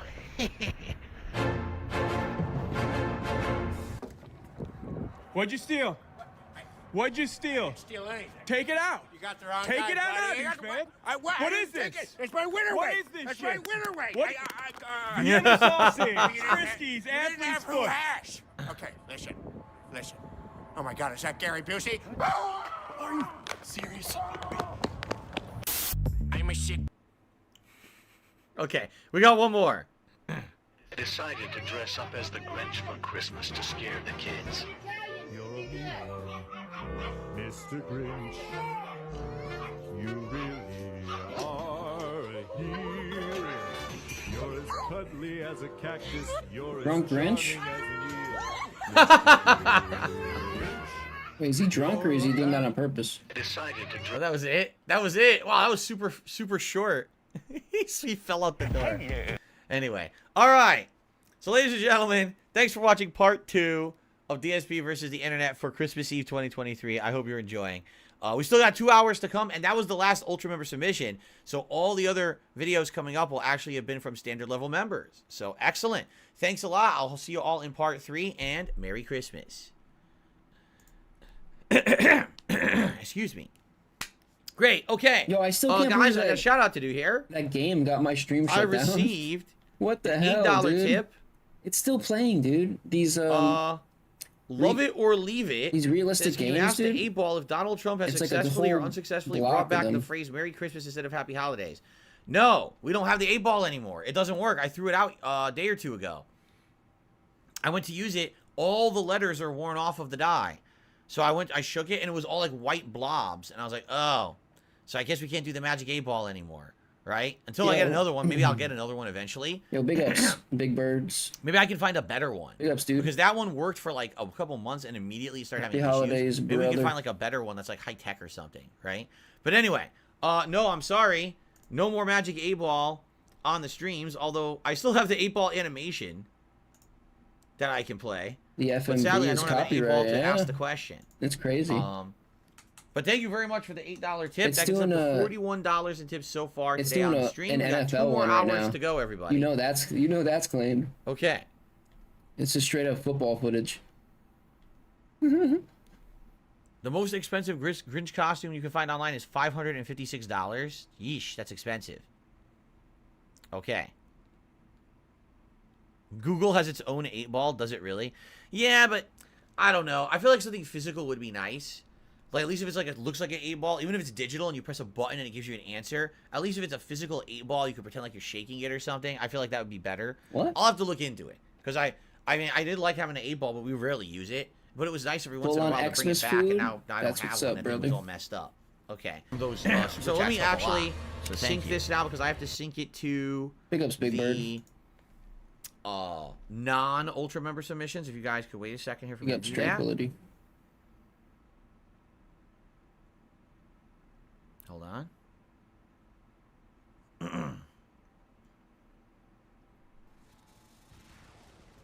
So weird though, because usually Okay. it doesn't do that Here we go. if you have your monetization turned off. Oh, I think I saw this. I don't know if we're going to be able to watch this whole thing or not. We can try. I guess I don't it know if was this is going to work or not. it We'll was have to too see. hardcore. Yeah, I don't know if they're going to allow me to watch it. Copyright is too strong with Okay, that one. anyway. We're now heading into the standard member submissions. Play Cool says I sent a tip. Oh. I did not get the notification. Man, I don't know what's going on. Some people are saying that they're sending tips and they're not coming through. All right. Uh-oh. Hold Oh, on. PayPal shut him down, dude, finally. I'm going to investigate. You have to bear with me for a minute, everybody. Bill. We all knew it was a matter of time. Some people have been saying the last day or two I'm not calling out all the tips. Sorry, And Phil. obviously that is not my intention. Your time had to apologize. come eventually. Christmas Eve, his PayPal gets banned. That'd be a great. I have to log in on the desktop. Be a great Christmas The app present, doesn't too. show me the data, which really sucks. That'd be like I'd be satisfied. Best Christmas ever, dude. Okay, hold on. I log in here. Okay. Oh, I need the chopper, dude. Give me the chopper.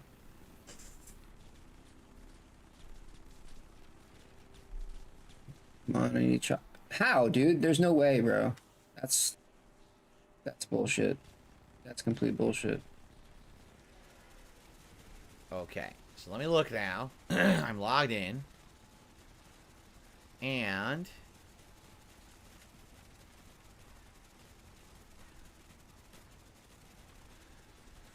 so let's look. There is that tip. Okay. There's another one.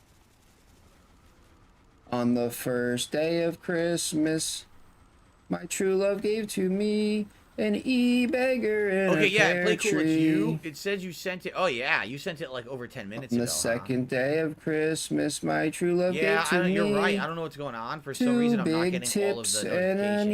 e-beggar So I guess I'll in have a to leave this pear open. tree. But it's gonna keep logging me out. So if you tip and I'm not shouting it out, let me know, and I'll do my best. If I don't see the notification in a while, let me know, and I'll have to log in. So anyway, Play Cool did a $1 tip, so I don't care how many results. Such extremist concepts give society is already lost when it delves into radicalism. It is not the way. The sole reason someone applies such law is that he was either too lazy or didn't care enough to come up with something that would be more flexible to yet allow good results.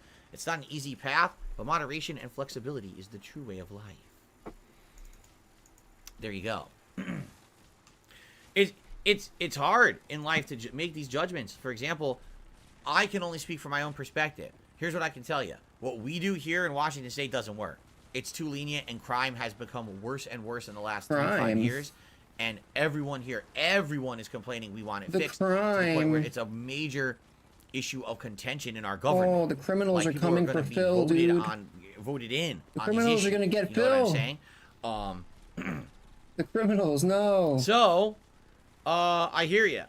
Moderation, right? We gotta find that happy medium between everything. So I guess we'll have to see if we do or not. Yo, ban criminals, dude. But all right. Cool. All right, so I will keep checking that periodically. Play cool. And my apologies again if you tip and I don't shout it out right away. Okay, are we ready? Are we ready to start? Where's Let me Monkey? actually bring this back up now. Okay, here we are. Cool.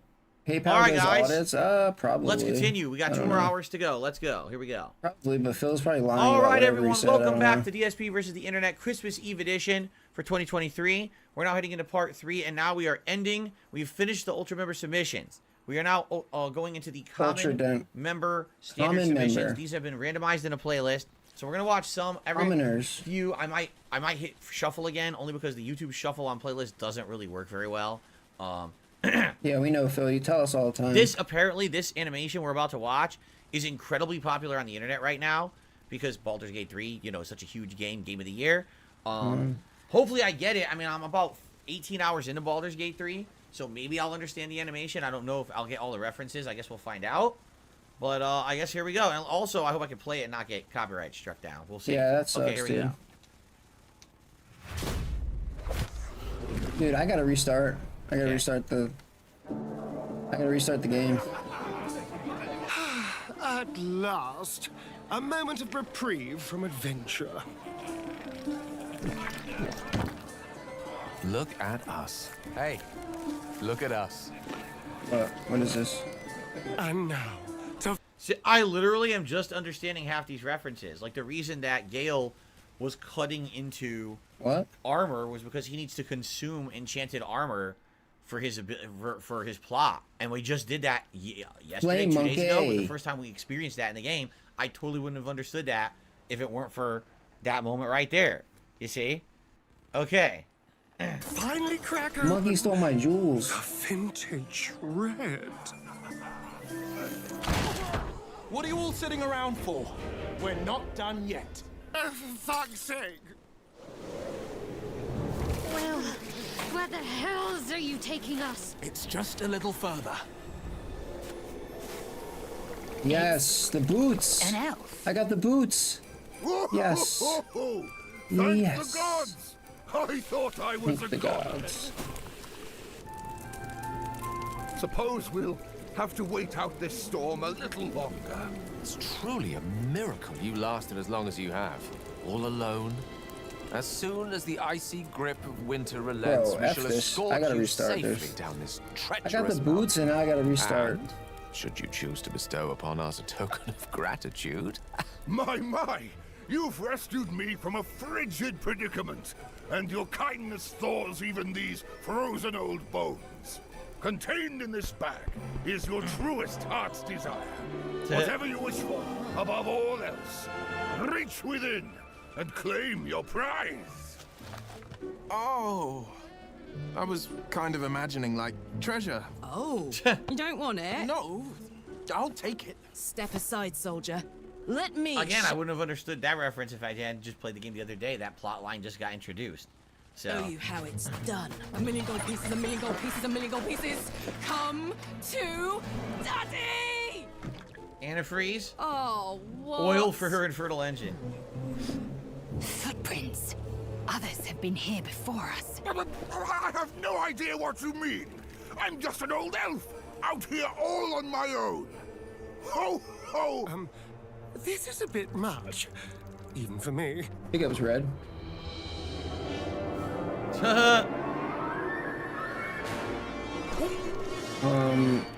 Tips, 40 bucks in tips. I don't think many people are having fun right now. Oh, look at you. How do I... Judge the fun on the tips. They actually got real gifts. My enemy's head preserved in a jar.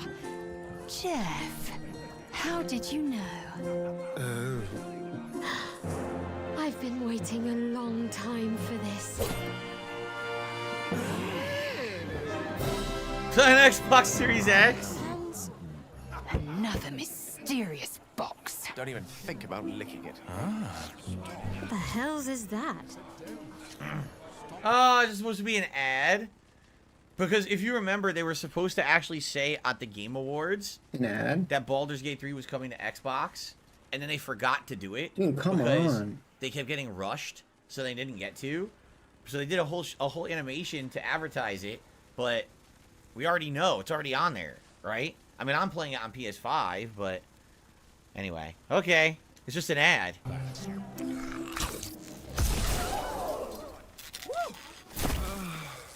My gods, I'm beautiful. That was literally an advertisement. It was entertaining, although I mean, I didn't get every reference, but it's hilarious. Like, some of those references I only understand because of the last stream of the game where some of those plot elements were revealed. So, okay. So we are fast approaching the end of 2023, and today on the channel, I want to do something a little bit different. We're going to talk about the... Oh, wait a minute. 28 minutes long? Alright, we're not watching the entirety of this video. We're probably just going to skim through this. Okay, Phil. It's a commoner anyway. Oh, that's a sponsor. Let's skip the sponsor. 50. Commoner submissions. Okay. They don't matter. Okay, so we have to talk about RPCS3, which is the multi-platform open source Sony PlayStation 3 emulator written in C++ for Windows, Linux, Mac OS, and this thing is an absolute monster emulator. I think RPCS3 is the most impressive emulator that I have been messing around with over the last couple of years. Its compatibility continues to improve. I think the last time I talked about RPCS3 was in the middle of the year, and we were looking at maybe about 67% of all games as playable. And every time I go back and look at the compatibility list, that playable list always improves. Now, it doesn't improve significantly, but there's always some type of fixes that are in place that just unlocks more games to be playable. So right now, we're sitting at about 68% of all PlayStation 3 games as playable. And why is this relevant? Because basically, as you know, I now have a mini PC, and if I wanted to get into an emulation, I could. And this is supposed to be like an idea of the different kinds of ones that I might want to get for emulation purposes, right? So, for example, like this is playing a PS3 games, like fighting games. Look at this. PC, and without any type of Soul Calibur resolution upscaling and just kind of leaving things stock, you can still get good levels of performance with many games. But the great thing about RPCS3 is that it will scale to your system. So if you have a high-end gaming PC, then you do have the ability to start unlocking frame rates and getting games that were never meant to run at 60 frames per second running at a smooth 60 FPS. Games such as Grand Theft Auto 5. I mean, playing it at 60 FPS is absolutely transformative here. So, if you had a great PC, you would take advantage of that. Sadly, I mean, I have a mini PC. It's not going to be a great PC, so I'll probably be playing it at levels that would be on regular PS3. Yeah, maybe, Phil. Probably. You wouldn't be able to do 60 FPS. That would never work.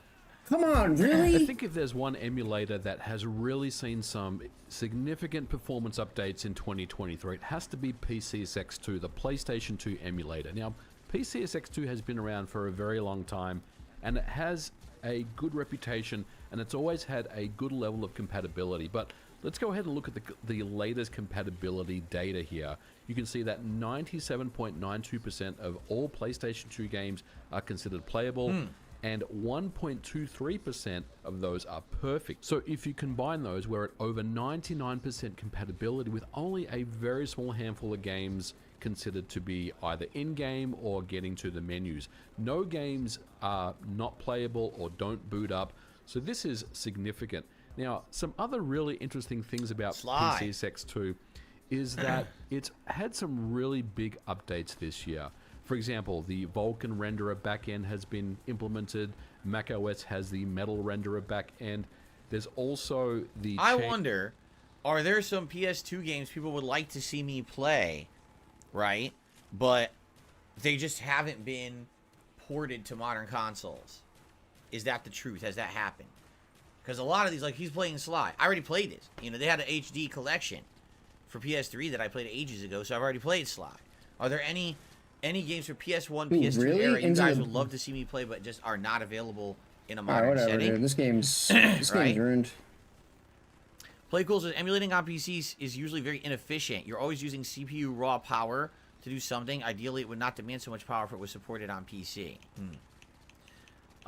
This is PlayStation. What's this one? Xemu. I'm gonna just say this is probably Xbox, original Xbox, right?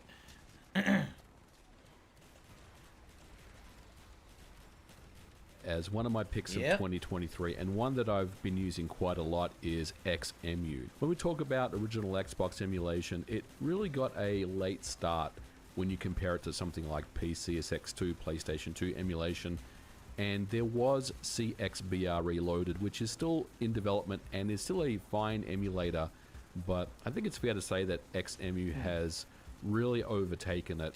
Alright. Anything here that maybe would blow me away? Let's see. Yuzu? What is the Yuzu? 2023 emulation without Switch. talking about the Nintendo. This is an active console, and they already have an emulator for it. Wow. Wow. What do you mean it's an active? What's an active console? Vita 3K, so PS Vita? Guarantee you. Yeah. Now, if there's one emulator that has seen significant compatibility updates this year, one that kind of stands out from pretty much Isn't Switch like everything really else, easy it's to the hack? PlayStation Vita emulator known as Vita 3K. Now, Vita 3K. I could see this being popular, reason being, the Vita's dead, right? You can't buy it anymore. They're not making games for it anymore. So being that it's a dead thing, people would probably want to emulate the games for it so they could actually play them, right? Like, look at this. This is Street Fighter Cross Tekken on here that they're playing from 10 years ago. It is basically a PlayStation Vita emulator that has been around for a long, long time, and it was considered experimental for many years, and it still technically is, but Looks we're like starting crap. to see some It really does look like great crap. strides with compatibility. Now, I covered this emulator back in June of this year, so not even 6 months ago, really, or just around 6 months ago, and it was... You gotta wonder, did the game run like crap like that too, right? Or is this because it's emulated? I wonder. Dragon Quest 8 on PS2 would look amazing on an emulator, says HoboX. The 3DS port had many downgrades. It's still considered to be one of the best versions of the game. So, maybe that would be something I would want to look into?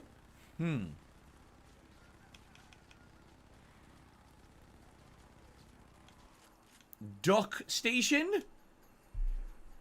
The A amazing PS1. PlayStation. See, something like that, I might make use of.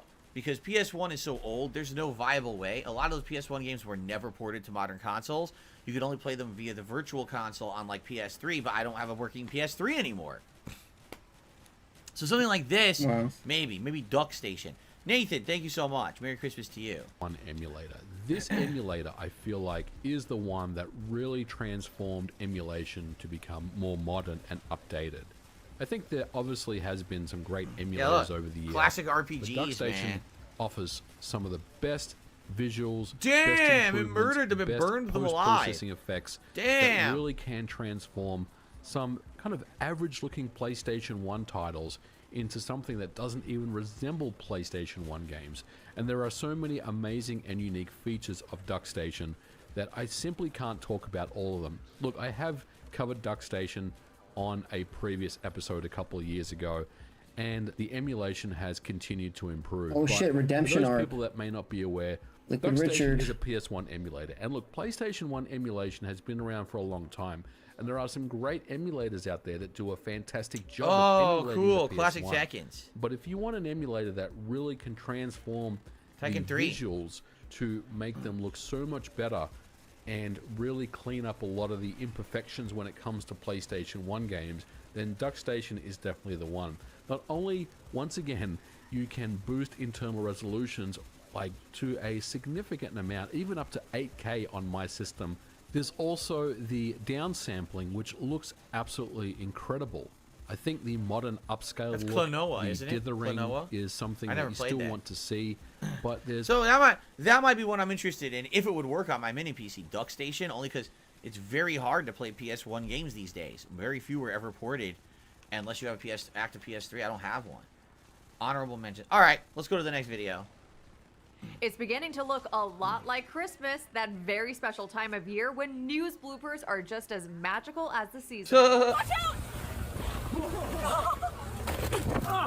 Reporters find themselves enmeshed in the spirit of the holidays. My mini PC would probably crush PS1 emulation. That sounds good. Cool. Flubbing centuries-old traditions. The Nutcracker performance is tomorrow night and Sunday afternoon. The Nutcracker.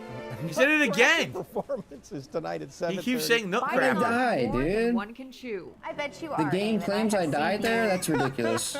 I did not. Wow, okay, well. It even happened to Santa Claus. Merry Christmas from KOI TV. Merry Christmas from KOI. No, there I go again. What's the C in there? Where'd that come in? KCOY. Merry Christmas from KOCY. I'm bound to get that in the wrong He place. just can't do it. He's too drunk. Come on, we need a sober Santa here, for God's sakes. Come on, man. I think Santa's been having a little bit too much bird dog peanut butter whiskey to be able to pronounce the name of the station. Jeez, you gotta keep that away from him, man. Jesus. It's like bad Santa there. Christmas classics. And the holidays are approaching, and with them, the pa-rum-pum-pum-pum of the little...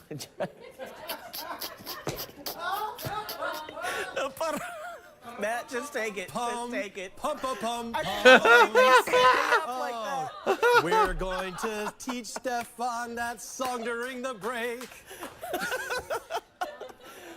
Clearly, I'm trying to do this tease with a cough drop in my mouth, too, Stefan. Do you know that song, Stefan? I don't like these people. I do not like these people. I got it now. Okay, here we go. I got it. Now we've all heard it, but you said it, so you're out. Wow. Already lost. So, glad you learned it over the commercial break, Stefan. That's the last we'll be hearing of it. Okay. On Dancer, on Prancer, on Sally. We got to get up and get on out of here and head for the Tennessee Valley. Sally, you hadn't heard about Sally? That's a good friend of Rudolph here. Some gaffes are naughty. Well, the U.S. Postal Service wants you to make your holiday shipping experience a little bit easier this December. Simon, I can't leave you out. Who would you like to find under the mistletoe this Christmas? You, baby. I can't believe you'd say that. That's not smart. That's not smart. You're gonna get fired. What an asshole. Good. Okay, here we go. Some He's gaffes like laughing, are not and then the next day, there's a new dude at the desk. What a fucking idiot. nice. Kelly Fidel, a psycho with psychotherapy. A psycho with psychotherapy. Very nice. Well, welcome, psychos. Yeah, that's right. Sacramento Metro Fire says it's still unknown how and why this Santa crashed into this set of power lines here in Rio Linda. But those who live here say they're, that they were seeing Jolly Saint Nick, or that they've seen Jolly Saint Nick buzzing through the air before this all happened. And looking ahead to Christmas. What the hell was that? A guy dressed up like Santa that was like paragliding or something, and he went right into the power lines? What an idiot. Today, a chance for some rain showers here in the valley and snow in the Sierra. That's hilarious. One thing I wanted to point out this morning, visibility down to 1/4 of a mile in the Fairfield area. So if you're heading out to perhaps catch a flight in San Francisco, you run into a little bit of visibility. You're gonna run into some issues. disability. Look out. They're in the way. That's okay. There's also a lot happening in studio. I got distracted. And our boss, by the way, just showed. Okay, we gotta. What the hell? No one, everyone's cracking up over that? Over that? He's been using What's so funny about brand that? X. I don't even understand what was so funny. Miley. Oh my gosh, okay. I gotta pull it together. Pull it together. Okay. Pull it together. Tracy also just came in. There's a lot happening. Okay. What's so funny? She said disability instead of visibility. Okay, it's like a snicker. Why is the whole studio cracking up? What is going on? Oh, this is like the Michael. Okay, never mind. Whew. Tina, no more trees, okay? No more trees. Okay, we are talking Ooh, about Chopper. people, by the way, traveling this holiday go. season all over the country. Some get festive during commercial breaks. She was playing Christmas music during the break. I was playing Christmas music during the break, and it wouldn't stop. I'm so sorry about that. We're going to send it over to you with a look at our holiday spirit. Whipping traditional family recipes in a frenzy. Everybody, I give it a 10. I got a 10. Oh, thanks. Okay, it's really, really good. Oh! It's time to take a look at the world of sports, y'all. Over 2,400 pounds of dough, 231 pounds of honey, 70 pounds of spices, 350 eggs, and 66 pounds of sugar. That does look good. Oh, that looks yummy. Yeah, I know. That would never last in my house. I'd be like, who ate the caboose?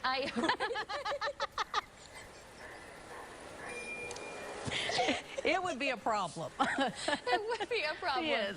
So, I am going to make you breakfast, you guys. So we've got some noodles. Oh God, she's making the elf thing. She's putting syrup into the. Oh You're gonna put a no! little syrup. Ooh. That looks good. We're gonna do some marshmallows.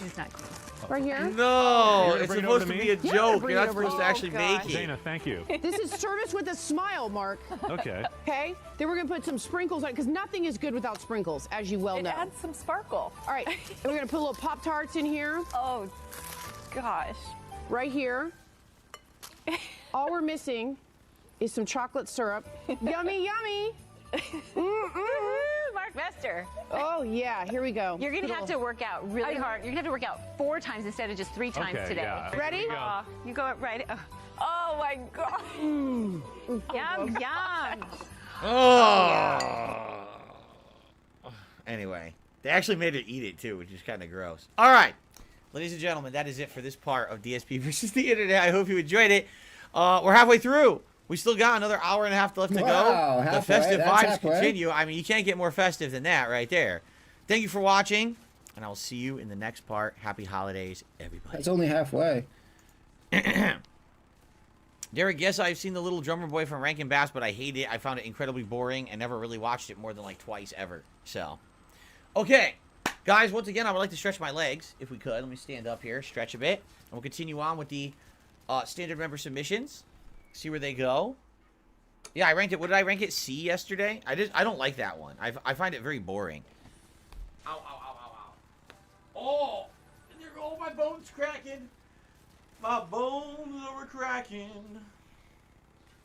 Let me walk a little bit.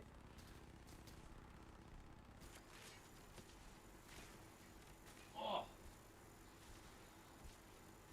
Rudolph. Yes. Oh my God. There we go.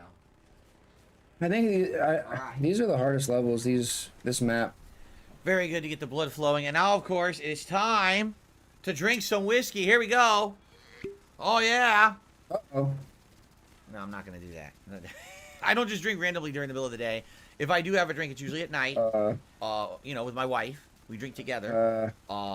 But the exception is Christmas. You know, yesterday during the Christmas marathon, I had some Bird Dog. Nobody accused you. Whiskey, but I will not be having any of this today on stream. Nobody accused you, Phil. Sober. Why are you being defensive if nobody said anything? Casanova said, "Do you like to crack your bones?" Do I like to crack my bones? I mean, usually it's a necessity. Like, you know, for example, I just had to stand up, and as I stood up to stretch, my bones cracked. Sometimes I'll crack my knuckles like this, right? And that actually makes my hand feel a little bit better. Loosens it up a little bit sometimes. But I don't actively do it all the time, no. It's already dark there. Yeah, it's what? 2:30 p.m. And it's already, I can tell you, within the next hour, by the time we're done with this show, it'll be dark outside. But, I mean, this is time of year, right? We just had the winter solstice here a few days ago. Ben, I'm sorry to hear you might have tipped yesterday and your tip didn't go through. There's absolutely nothing I can do about that, so I don't know why you keep repeating it in the chat. I don't work for your bank. I don't work for PayPal. I can't make a tip go through. I don't know what you expect from me. Why you've been saying that 400 times. Anyway, continuing on here, I received a tip. A $5 tip.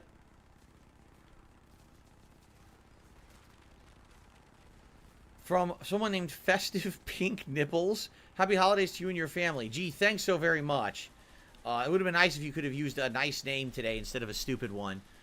in honor of the holiday, but I guess some people just never change. Thank you for the $5 tip, though. I appreciate that very much. And thank you all for chilling with me here today on Christmas Eve. I hope you're enjoying the show. Like I said, we still got another 90 minutes or so to go. Oh, that got me. So thank you very much for that.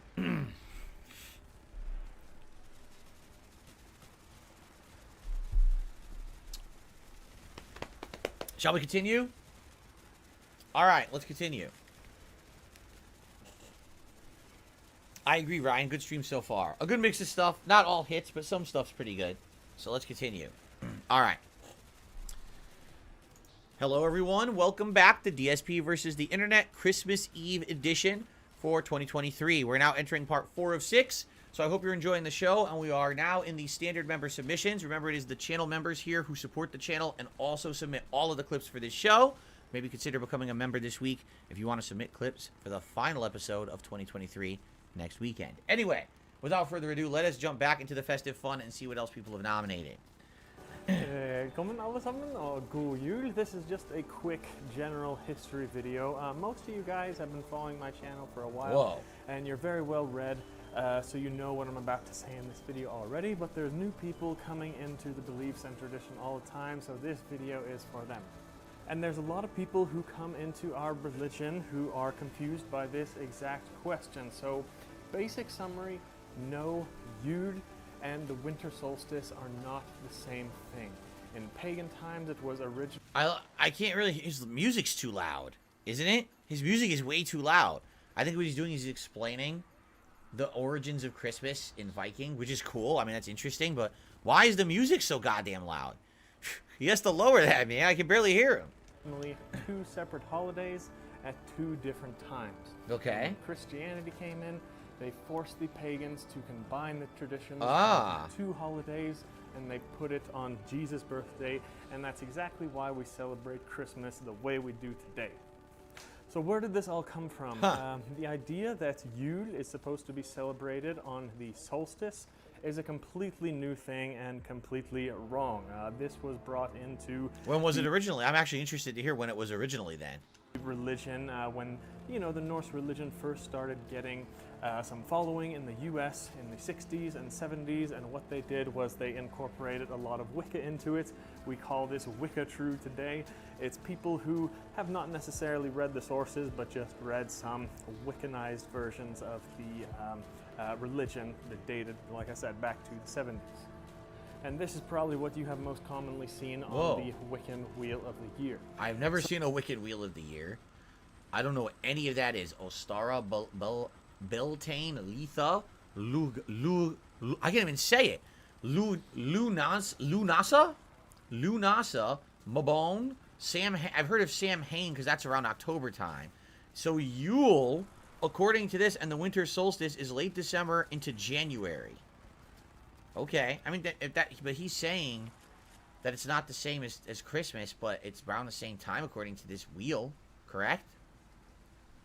Imbolic. Oh, good job, Phil. You debunked the whole video. I don't know what any of these mean. And you didn't even watch it yet. Spring equinox, the summer solstice, and the nice autumn job, buddy. equinox. Okay.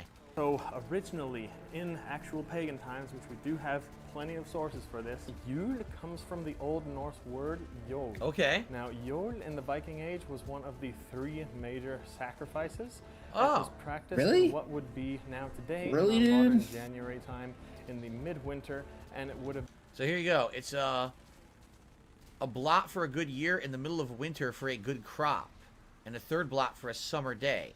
So they do 3 different blots or sacrifices, and each one's for something. One's for a whole good year, one's for a good crop, because you're going to grow a new crop in the spring, and then one is for a victory blot for the summertime. Been a sacrifice to a good crop. Okay. We have a source from an old Anglo-Saxon historian, Bede, who mentioned that the winter sacrifice took place on a full moon at the start of winter in October time. So their winter started at a different time than ours. About halfway through the winter, 3 full moons after that. And this was in England, by the way, when they were still pagan and practicing essentially the same religions as they did in the Viking Age. We also have another source, the Chronicon of Thietmar of Merseburg, which clearly states that this midwinter sacrifice would have been in January time.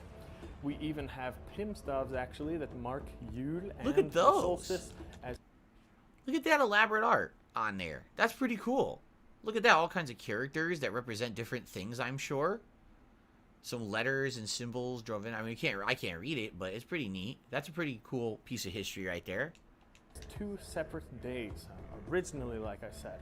But eventually, what happened was, one day in the Viking Age, when Norway was under the rule of King Håkon, he was a Christian king, and he basically took Yule and he wanted to make the people stop being pagan, so he let them do the same traditions, but he moved it to the solstice. Don't say anything bad about King Håkon. Yes, he was a Christian, and at the start he forced his Christianity, like many other rulers did. But he was the greatest king that Norway ever had, and towards the end of his life he actually reverted to paganism, and he was even said to go to Valhalla. Huh. But one of the things That's very interesting. King Haakon. I've heard that name before. Haakon? I've heard that before. Yeah. He kept Sundays, Friday fasts. So basically he combined paganism and the idea of the Yuletide season and their sacrifices and harvests with Christianity and the birth of Christ, and he combined them into one. He was the one who did it. Haakon? Interesting. All right, we're not going to watch this whole thing, but that's kind of interesting to know that they have 2 completely different origins. That when we celebrate the Christmas season or the Yuletide season, we're actually not just celebrating a Christian religion thing. We're actually celebrating a pagan celebration as well that was at one point combined together to be both. Which would make sense because when you really think about it, when you think, what are a lot of the symbols of this time of year? The Christmas tree, like a spruce tree, right? You know, ice and snow and wintry stuff. Guess what they didn't have over there when Christ was born? They didn't have snow. They didn't have spruce trees. So how did it become a symbol of this time of the year? Because it wasn't that. It was a completely different thing first, right? How the hell do you say a spruce tree is a symbol of Jesus Christ? You'd be an idiot. So there you go. That's interesting. All right, that was a pretty cool video. As the mother of a 10-year-old boy, I know firsthand just how dangerous This is The Onion, so this is a parody story, guys. Okay. video games can be. Not only are they addictive and isolating, but they can teach our children to mimic toxic and sometimes deadly behaviors. That's right. Rip heads right and off. my Michael was no exception. Video games radicalized my son to run around and pick up coins. And now, his life is ruined. All I did, it was really bad for about a period of about 2 years when I was a child. I just kept running around stomping on mushrooms I found on the ground. You know, it was disgusting. I was sliding everywhere. It was making a big mess. Couldn't go anywhere. Couldn't go to a park. I'd disappear for hours. Come back completely caked in mushroom goo. So I'm glad that I finally got that. I had to deprogram my head. It started out small. At first, Michael would pick up a nickel here or there and yell, woohoo! But then things started to get more extreme. He'd become so desensitized that he would sprint down the street pointing at the coins, jumping on the coins, and spinning around in a circle when he held the coins. That's when I knew something was very, very wrong. I tried everything to stop it. Taking away his coin purse, hitting him over the head to scatter his coins. That's a good one. Hitting him over the head to scatter his coins. I even tried crushing him with the barrel to steal his coins. I tried crushing him. But every time, he just went out and did it again. I tried purchasing comically oversized bullets and throwing them at him with eyes drawn on them and angry faces and colliding them with his body. The coins, he just kept picking them back up. One afternoon, I get the call that I've been dreading my entire life. It was the police. They said they had my son, that he had entered a grocery store and had done the unthinkable. Michael had gotten his head stuck in a coin store. But what had I done? Wow. What What kind of that many acts for that? Oh my god. When they took. I don't even want to watch the rest. This fun. He got his head stuck in the coin star. Hi guys, Heather here. So today at Skip. Grand Touring Automobiles Uptown, we've created a vlog of our. That is a huge Christmas tree. Either that's a weird perspective for filming, or that is a insanely humongous Christmas tree. Like, you have to assume she's like a normal sized woman. That's like, dude, that's way bigger than any tree I've ever had in one of my homes. I wouldn't fit, right? Like, we have to have like a sky high ceiling for that shit to fit. favorite things, and hopefully this helps you decide what to buy your loved ones for the holidays. Okay, the hell is this? Our 12 favorite things. Hey guys, my name's Andy. This is my favorite thing, the Lamborghini Aventador Roadster. Oh man, I gotta get. You know, I was waking up. I woke up this morning, and the first thing that popped into my head was, last minute gift for my wife. I just got to get her a nice Lamborghini. I'm just gonna put that on order, have it drive right up tomorrow morning. You know. This is a stunning 2015 Lamborghini Aventador LP 700-4 Roadster. It has 25,000 kilometers. That's comfy to drive. It looks like nice leather seats. V12, and it's in a beautiful balloon white with white and black beautiful balloon interior. It's available for $529,000. Oh, is that all? CAD. I'll be honest. I actually thought it was more expensive than that. I thought Lambos were like $1 million cars. I didn't know they were only $500,000. Wait a minute. Hold on a minute. This is only a 2015. This is from 7 days ago, and they're selling a 2015 Lambo. So that's kind of weird. I guess, is this a used car dealership?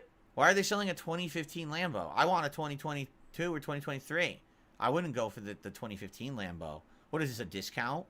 What is this, a big discount sale or something? Is this a clearance car? They should admit that. Hi, I'm Maurizio. Ew, and what this is my favorite thing, the Lamborghini Urus Performante. Ew, why would you want that? You combined a Lamborghini with like a shitty SUV, and then you colored it like ultra. Ew. I don't even like the yellow with the black. I don't think that goes together. I hate that car. That's hideous. Oh God, that's really ugly. The 2023 Lamborghini Urus Performante. The Urus Performante has a twin-turbo V8, and this one is in a beautiful Giallo. No, that is ugly. The Lambo looks fine. This version of the Lambo is terrible. Who would want that? The cool thing about the Urus Performante is you have the amazing Akrapovic exhaust. Hey, it looks like a shitty Hot Wheels. Yeah, it does. I agree. That's ugly. Hi guys, my name is Majid. This is my favorite thing, the Lamborghini headphones. What? Why do you need to buy Lamborghini branded headphones? Are they at least good? You know, Lamborghini isn't known for headphones, so do you think these are of any good quality? Okay, hold on. Let's guess. I'm going to guess the Lamborghini headphones cost $299. That's my guess. Dynamic MW75 Automobili Lamborghini headphones have active noise canceling. They're wireless headphones, and they're super. $1,025. You guys can't see it. My logo's blocking it. Are you fucking stupid?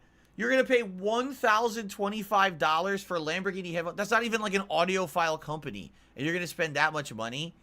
You fucking buffoon. This is my favorite thing because I'm an idiot. Here they are. I'm a dumbass. Here you go. They are available for $1,025 CAD. I'm Amanda, and this is my favorite thing. What? The Lamborghini Urus.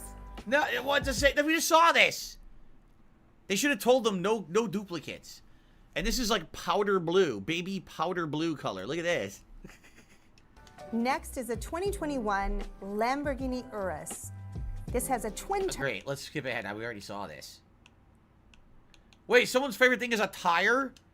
Rim and tire packages available for your Lamborghini Urus.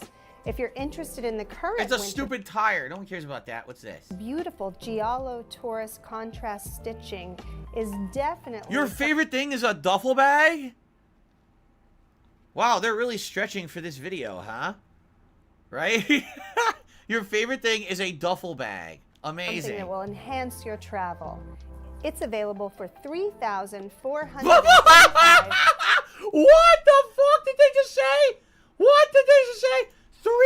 3,000? CAD. $3,435 for a duffel bag? What? I think I just reverted back before puberty. What?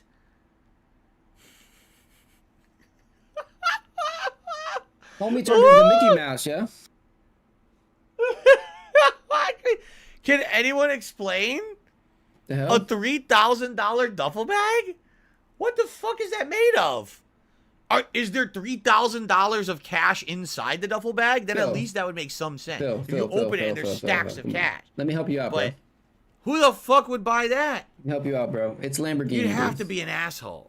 Really? Bro, if you have $500,000 to drop on a Lambo, $3,000 duffel bag. do you think that the dude cares about a 3K duffel bag, bro? This is Come my on, bro. favorite thing. Koenigsegg You Regera. guys probably putting, I can't even say you know, This is 50K in the duffel That bag. looks like a race car, doesn't You it? know? Doesn't that look like something they would put on the I racetrack? don't think he noticed the 3K, dude. Koenigsegg Regera.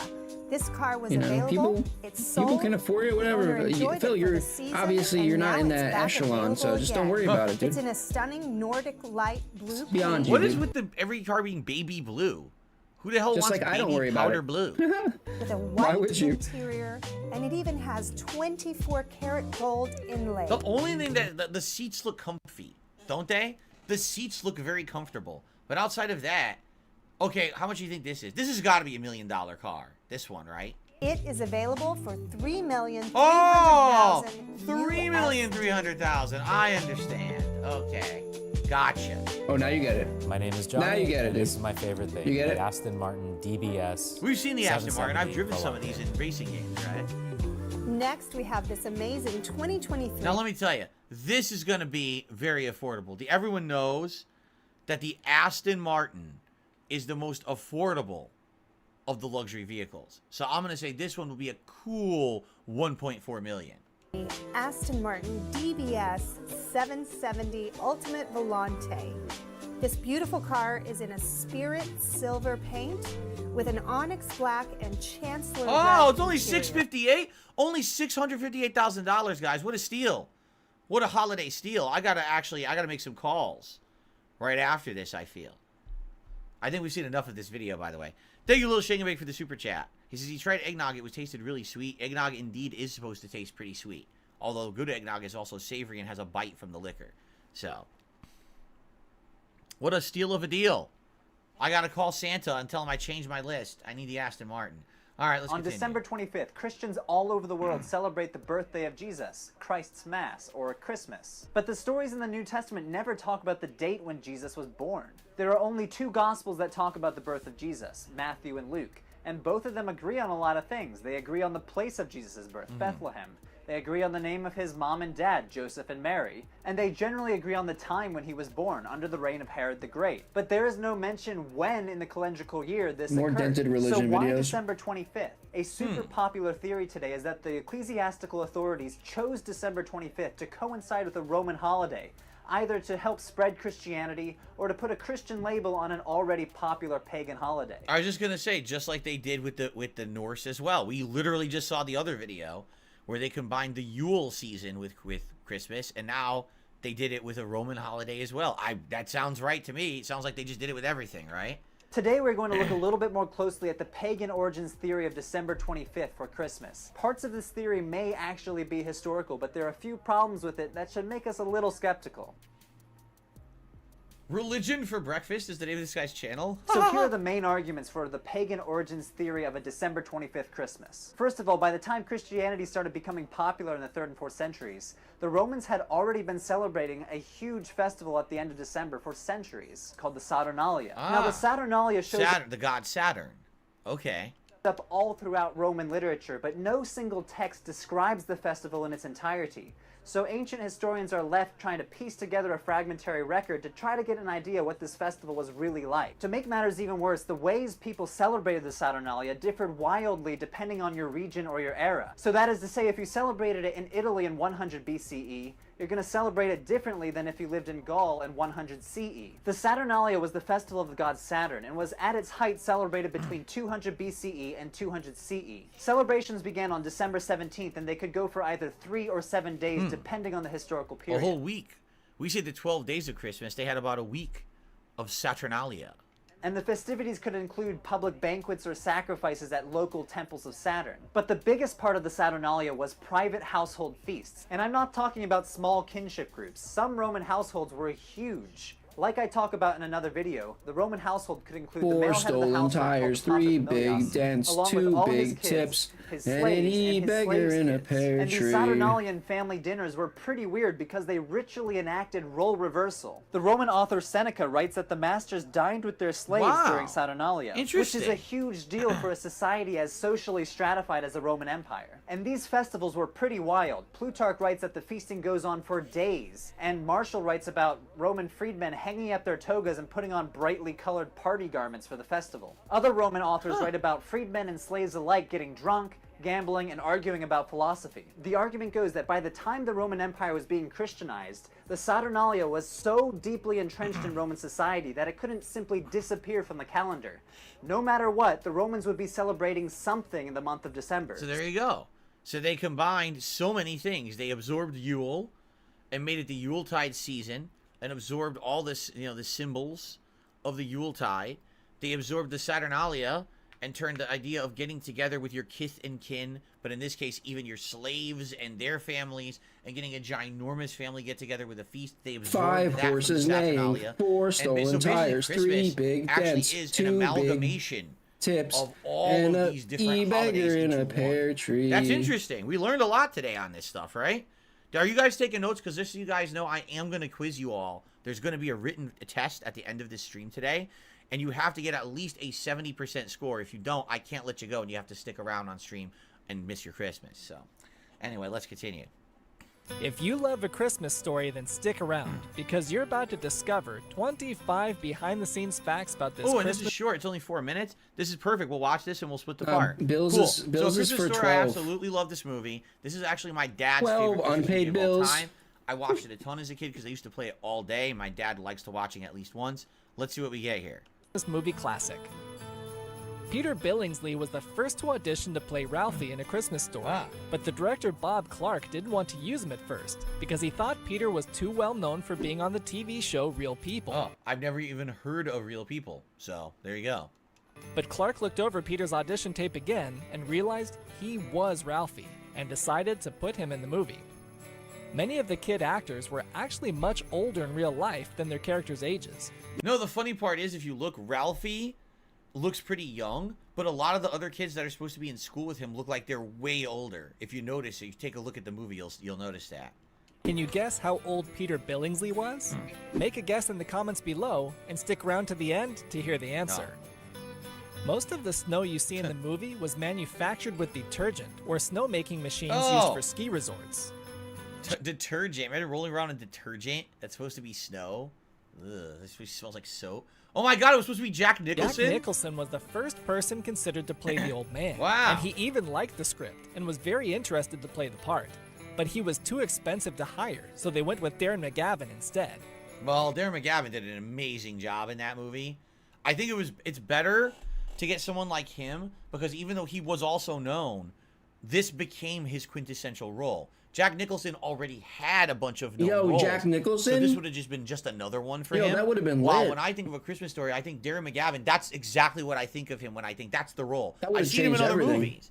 But definitely The Christmas Story is the one that I 100% remember him from the most. So I think it worked out well. All of the exterior shots of the house were filmed in Cleveland, and the inside of the house was filmed in Toronto. So the segment of Ralphie shooting the crooks outside was a combination of 2 different locations and were shot months apart. For the frozen tongue gag, there was a small hole in the pipe where air was being sucked through hard enough to make the tongue stick. In case you were wondering, Scud Farkus's eyes aren't really yellow, but it was just an exaggeration for dramatic storytelling. Little Randy's real mom was on the set during this scene to help him laugh during takes by making fart noises. The guy standing next to the old man is a cameo appearance of the director Bob Clark. Oh, I didn't know that. To help Peter feel blind, they put tiny pinpricks all over his black lenses to obscure his vision, which worked quite well because according to Billingsley, he was always walking into furniture while wearing them. The jump cut from pot this to pot movie isn't wasn't very woke, intentional, dude. but happened to be a subtle joke about the mom's cooking, and the director didn't even realize it until after the movie was finished. I don't know what they mean, a jump cut from pot to pot. I don't know what that means. I guess I'd have to watch the movie again. The writer Gene Shepard only had the famous line, "You'll shoot your eye out," one time in the script, but Bob Clark liked it so much that he used it repeatedly throughout the movie. Tons. Yep. For this shot, it took Peter a couple times to walk perfectly into frame, and as a result, whoever was throwing snowballs at him became pretty good at it. So good He at got it, lead and they hit poisoning him from the too hard makeup. on this take. So his tears for this shot Yeah. were real. Oh, I'm sure. Phil I doesn't mean, know about hard when a work, snowball dude. really hits you, it It's hard work, seriously dude. stings. For sure. So that Imagine makes sense. being an actor and getting the lead toilet lid poisoning opening from for your the makeup. pot opening, it showed it. Toilet to crook pot. Oh, Phil has so they're no saying it went concept from the of hard toilet work, to the dude. cooking pot, and they're like, it insinuates shit in the pot because it kind of looks like it, but they didn't mean to do that. Oh, that's funny. They didn't even realize they had done that.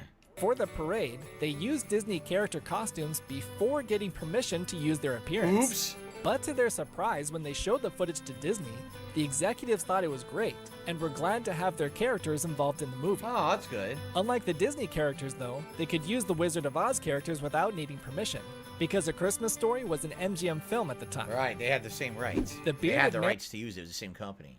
Okay. And in this shot is the writer Gene Shepard, along with his wife on the right. Oh, that's cool. And in case you didn't know, he was also the movie's narrator. Oh, I did not know that. They weren't allowed to close down the store to film the Santa scene, and they had to film this scene in just 2 days during the late hours of the night. Oh, man. This kid was cast to play this small role because he was just as weird in real life as he was in the movie. What? So weird, in fact, that Peter's reactions to his comments are very real because of how uncomfortable he felt being around him. Wow. They just hired a real weirdo. The kid didn't even know he was in a movie. They're like, hey, just stand in that line and talk when someone walks up. He's like, oh, I like Santa. That's the real one, right? Trella, who played Randy, That wasn't was an actor? really What scared the of the fuck? slide they built for the Santa scene. And the director didn't have him rehearse going down the slide, so that his reaction for the first take would be real. Wow. The iconic segment of Ralphie on the slide had to be reshot later on because of the trouble they had making the close-ups look right. Huh. And they also needed to get a better take of Peter saying his line.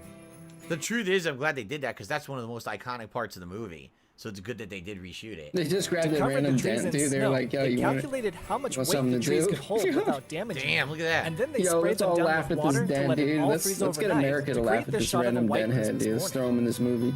They did a take Yo. of Randy throwing the Zeppelin into the tree Yeah, and knocking it over. No mercy. But they decided to leave it out to avoid complicating the scene. Like Ralphie in the story, Peter Billingsley was very embarrassed to wear the bunny suit in front of everyone on set, so he didn't have to do a lot of acting here. And a bonus fact is that he still has the suit to this day. He kept it. They talked over the caroling gag with these actors America, to make that's sure the right. joke about their That's accent what- wouldn't be insensitive. Oh, yeah. And they were totally on board because they thought it was such a funny gag. And if you look closely at the store manager, you'll see that he had to keep hiding his face because he couldn't stop laughing. So the answer to the question I asked earlier loves was that part, that dude. Peter Billingsley was 12 years old, even though he was playing a 9-year-old. Hit the like button if you got. I bet his classmates were Didn't even way know he older was than supposed to that be too. 'Cause friggin' they 9, look much dude. older than him in the movie. When did they even say he's All supposed to be right, 9 well, in the movie? I don't. Good stuff. they I don't hope you even give guys that are enjoying. That was a information. good one because that's one of my favorite Christmas movies. That was interesting cares, to learn. bro? Thank you for watching DSP versus the Internet Christmas Eve edition. We still got about an hour left. And Well, you said that an hour ago. Personally, I want to Didn't thank you you say all we had an hour for left, like an watching this hour live ago? if you're here. It's very nice of you Bro, to am I spend stuck in Christmas Eve with Groundhog me Day? and What is watching going demand, on? Either today or after I the thought this fact. was I also over. hope that you're enjoying. Thanks a lot. I will see you all in the next part. Very nice. Happy holidays, everybody. Okay. Well, really fast, guys. I have to pee.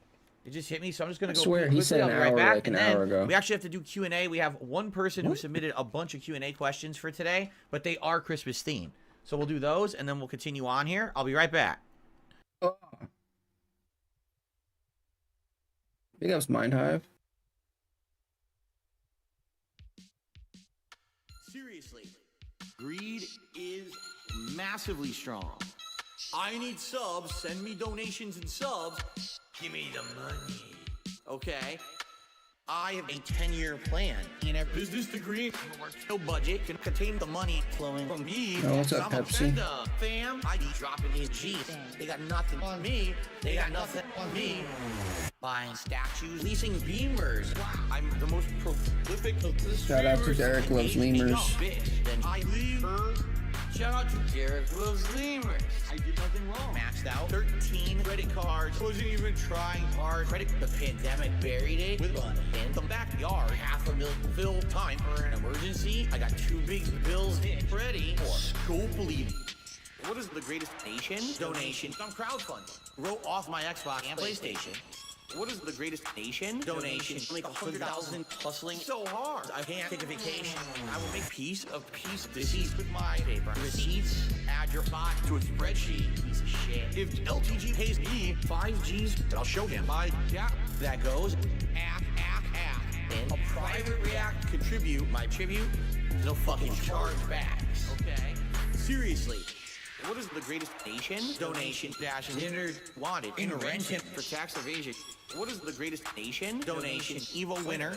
You owe me that bounty based on my calculations. And I paid for a very, very extravagantly expensive steak meal.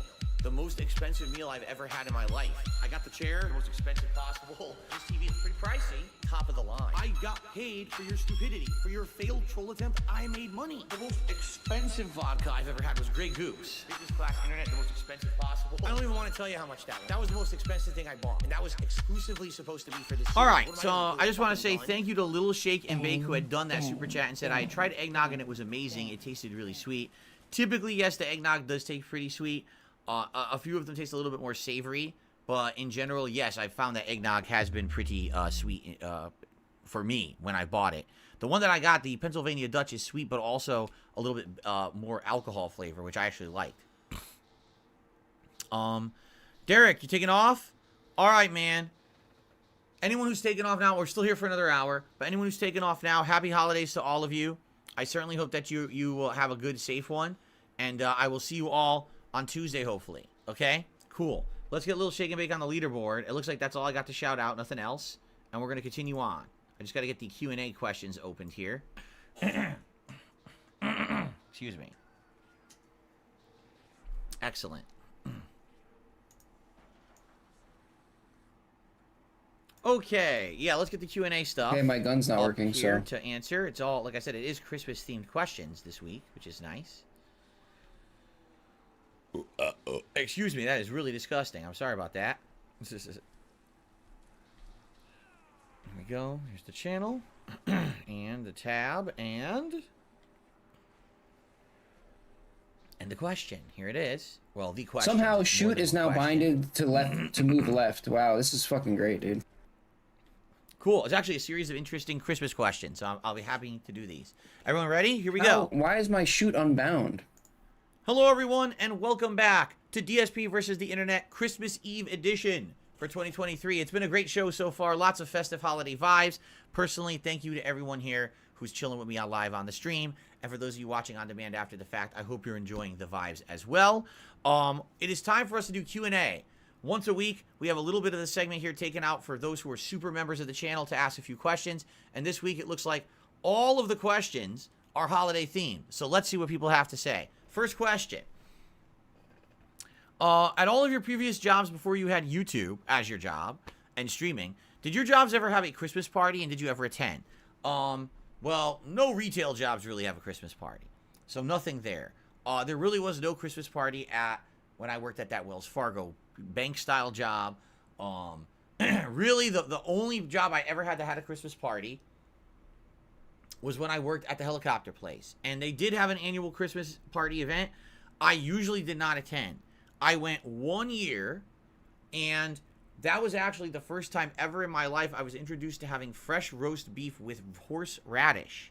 I had never had horseradish sauce before. And so I got this plate of roast beef, and I said, they said, this is the sauce for it. Okay, and I went to eat it, and I was like, whoa, because I had no idea that sauce had a spice to it. And it made my eyes water because it was so strong.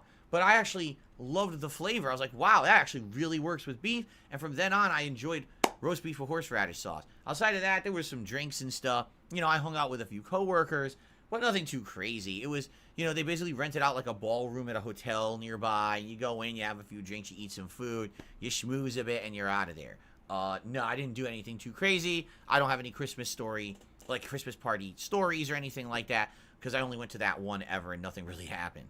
Did I ever buy a small Christmas tree for the holidays? So first of all, when I was a kid, we had one big Christmas tree in the living room of our house, okay?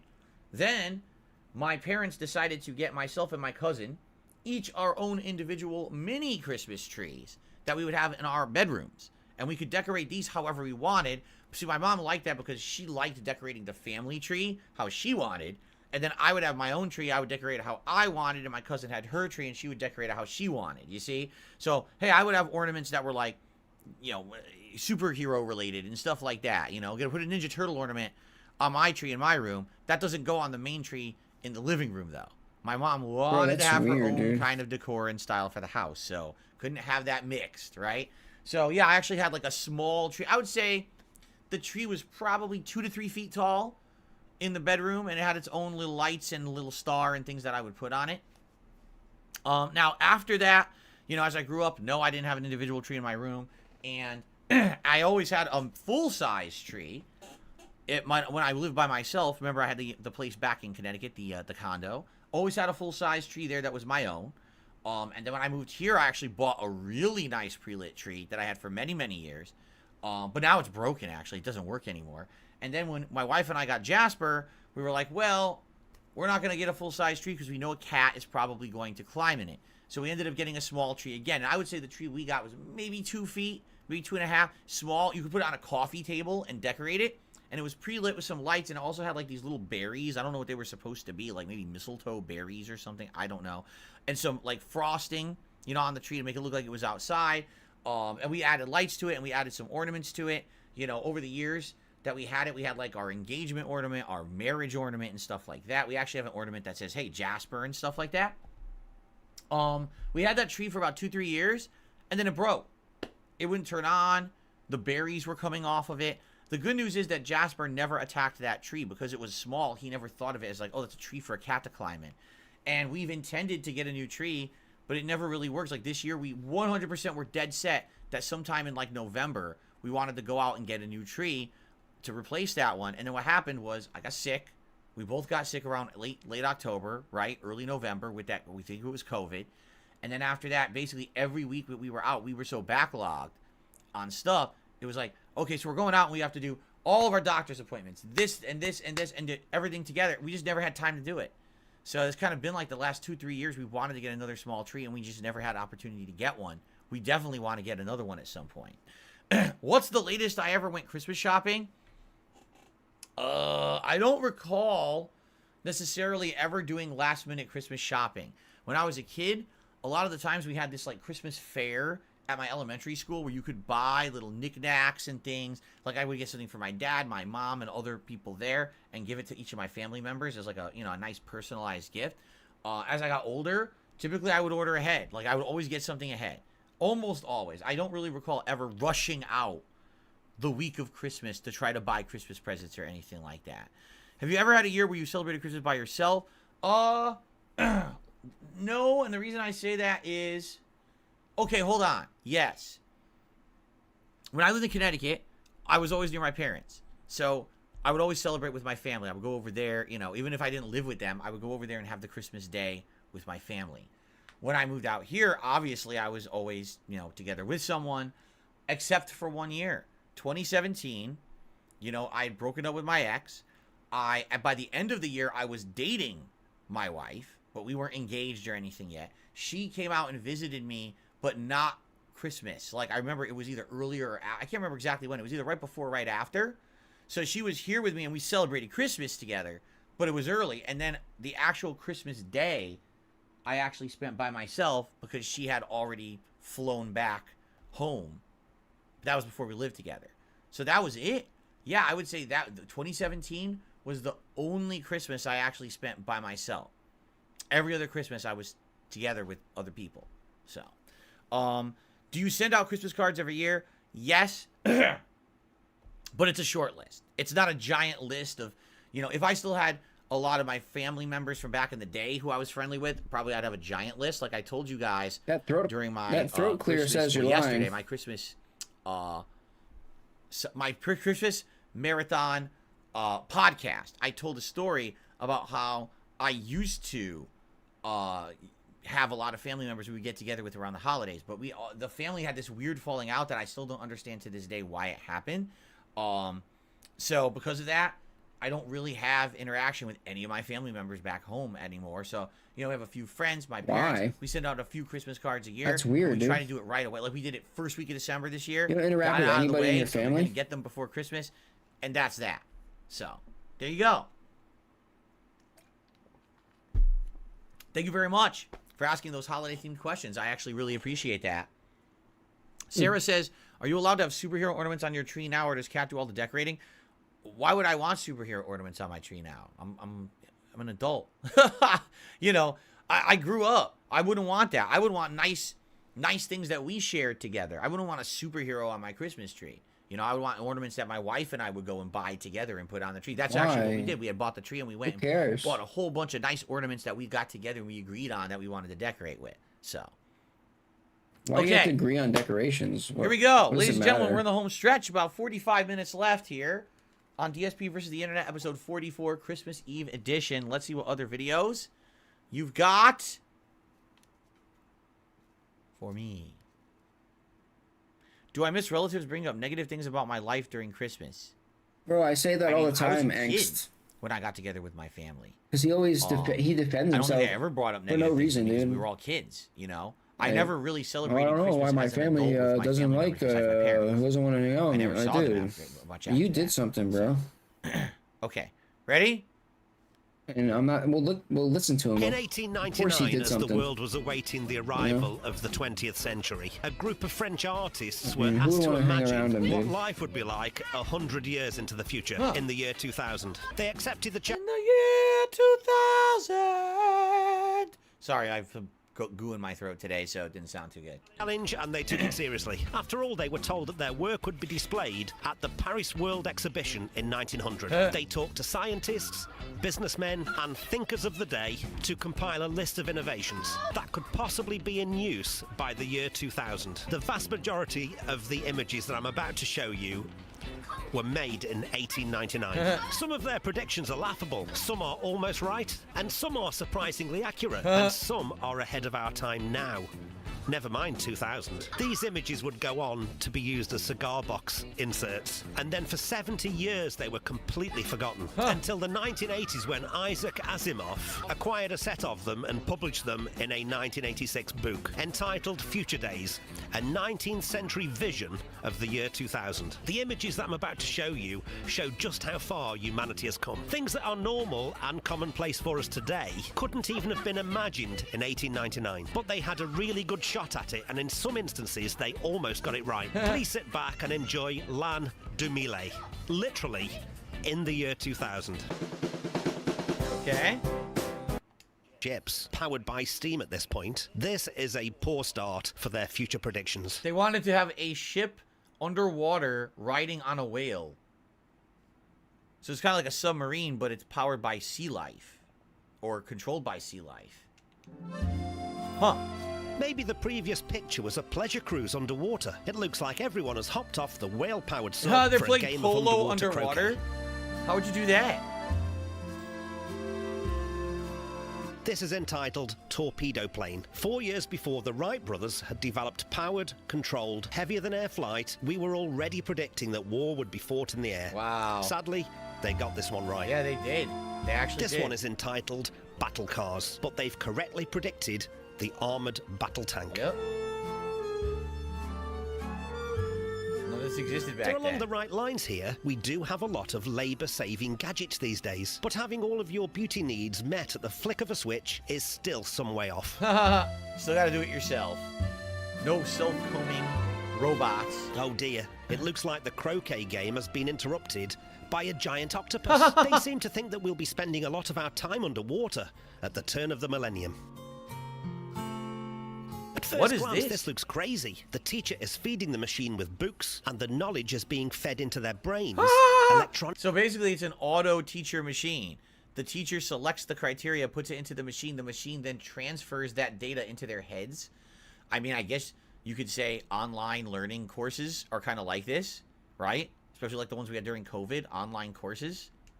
Technically, on the same day as I'm writing this script, Elon Musk's Neuralink has just received FDA approval for human trials of his brain interface. Wow. Elon predicts that in years to come, we'll have AI and the internet in our brains via a neural lace. This is scarily accurate and still some way off, but it will come. Yeah, right. I don't think everyone's going to willingly allow people to put that shit in their heads. We're going to have a culture war over that one. I don't want any fucking chips in my brain, dude. Just being honest. I don't trust it. Well, you're not gonna. You won't be able to log into Google, bro. A house rolling through the countryside. Well, we If did you have want to log into RVs in Google, you better 2000, put that chip so in your it's partially brain. correct. Oh, it's like an We RV. don't sit only on it's balconies huge. and roof terraces whilst on the move, though. They predicted sound without the need for someone to be there playing instruments. It looks like the conductor is flicking a switch and machines are playing the instruments. An automated orchestra? I mean, yeah, we have that today. It's computers playing the music. Back then, they didn't understand that. They thought to have music, you have to have people really play it. So, yeah, this is basically having computerized music being auto-played for you, for sure. Only it's the physical version. We're underwater again. And this time, it's a day out at the races. They really love this underwater society idea, don't they? Riding fish. This gentleman is receiving his voicemails in the morning. They're right about voicemail, but wrong about the delivery method. Yeah. His manservant seems to be bringing him a gadget, which will be played on his desk-bound audio device. All right, I'm look at going to give tubes. this Those one tubes partial they used to credit. have that you would record on. The late Victorians imagined us spending a lot of time in the air. I mean, yes and no. It's not common air travel. It's only major air travel, consolidated travel on planes, but we don't have private planes like we have private cars, right?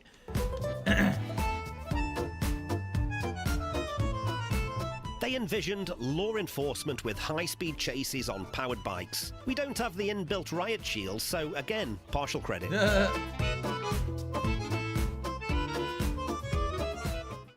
They predicted advancements in how microscopes would change our view of the world. Well, they're right about that, too. They predicted that we'd all have means of personal flight. These thieves are using their ability to fly for nefarious purposes, robbing nests perched high on rocks. This is wrong completely. We don't have personal flight. They thought that you could go into a clothes shop and have your clothes made on the spot, just for you. Well, yes and no. Now what we've done is we've found ways to mass produce clothes in so many different variations that they're going to have what you need. You don't need to have it custom made. You can get custom tailored clothing, but it's incredibly expensive and time consuming, or you could just pick something that fits you perfectly that was already made ahead of time because they made so many because of mass production advancements. So, yeah, they actually do have this, just not the way that they're thinking, right?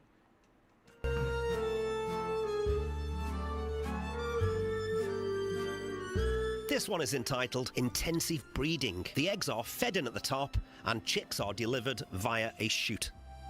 Wow. Turn an egg into a chick instantly. All right, we definitely don't have that. Again, this is a prediction of aerial military capabilities. He's a solo advance party observing the enemy from the air. Oh, wait, it's a drone. That's totally a drone. See, they didn't understand automation back then, right? That's a drone. Doing that right today. That's 100% exists, just not a person manning it. They're remotely controlling it. This is how they saw the future kitchen. They're right about the mod cons and the labour-saving devices, but this one looks more like a lab. They didn't understand what it would look like. Looks different, but same purpose. If we're all going to be flying, then you're going to need the aviation police. Here we have a routine traffic stop. Yes, very possible.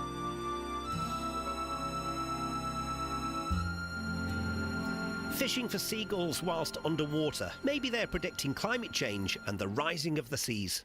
Yeah, seriously, why is it all the underwater stuff that they predicted? That's really weird that they were so fascinated with living underwater, right?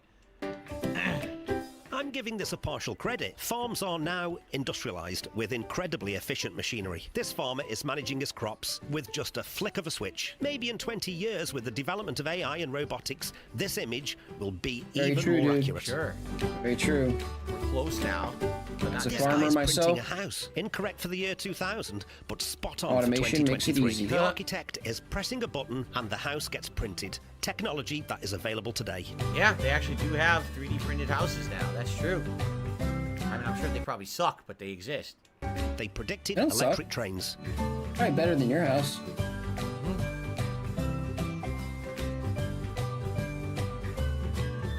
No more back-breaking work for this housemaid. It's the No, Roomba. With just a tug on this brass bar, all of the cleaning is taken care of with this device. Again, they were way off the mark for 2000, but in 2023 we do have robot vacuum cleaners, so partial credit. Yep, the Roomba. I got my parents a Roomba 10 years ago when I became a YouTuber. They loved it. And then it got clogged with cat hair and never worked again. Yeah, good purchase. Smart purchase. We're back underwater, and we've clearly found a way to make $1,000. seahorses so big that we can actually ride them. Look, dude, they totally were fascinated with this whole underwater, almost Atlantean-like life, right? I guess this is where Aquaman came from. All right, I think we've watched enough. We watched 7 minutes of it. This is a fascinating video. Some of the stuff, they were pretty close, honestly. Big ups, Roach Bait. Okay. I did not hit her. It's not true. He's kind of giving me this shit's kind of giving me a headache right now. I'm not really talking. Oh my god, no. It's great. Let's go eat out. Everything is fine. I don't mind. Everything is fine. I don't mind. Wow. You're tearing me apart. Oh, What is this, Bill? everybody, thank you. This is a beautiful party. You invited all my friends. Hey everybody, let's eat cake. I have an announcement to make. I'm fed up with this world. You just a chicken. This is actually better than the real movie. I've never seen the whole real movie, but I've seen outtakes and clips and reviews of it. This is actually better than the real movie. It's actually very, very musical. It sounds better auto-tuned. You just said you've never You ever seen the movie. The Room? Ugh, not a very good movie. This is cool. It's got 6.2 You million did see views. it or I'm you not didn't see surprised. How can you do this? You make me sick. Leave your stupid comments in your pocket. You're going to destroy Johnny. He's very sensitive. Leave your stupid comments in your pocket. I did not hit her. Oh, hi, Mark. Lisa, you're tearing me apart. You know what they say. Love is blind. Let's go eat out. Everything is fine. The cheap is the refrain. Oh my god. Well, if you've never seen this movie, it's infamously one of the worst movies ever made. It's called The Room by Tommy Wiseau. The acting is atrocious. The plot is atrocious. It's atrocious.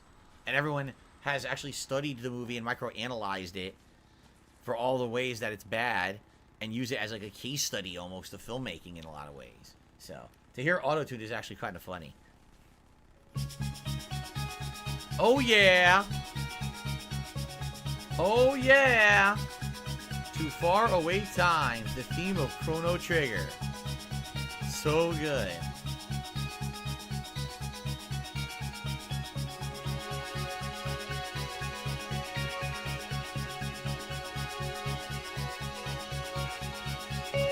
No claims, Phil? No claims today?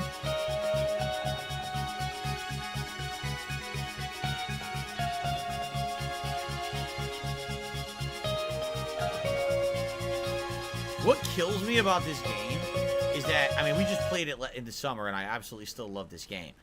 The fact that this is absolutely one of the best plots ever written in a game, one of the best ideas for a video game ever, and they've never rolled with this and made other games like this or even another one.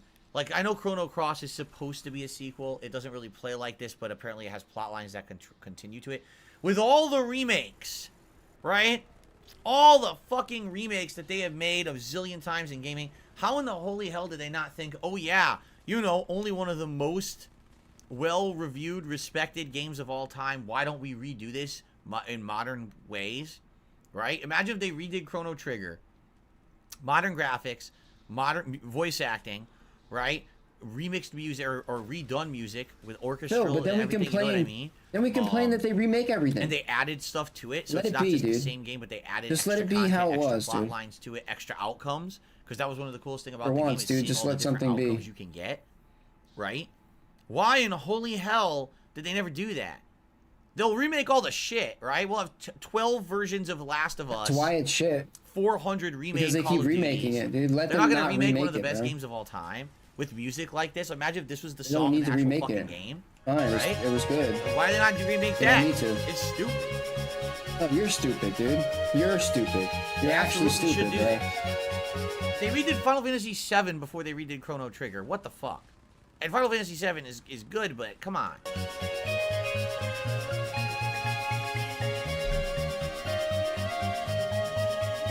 How cool is this?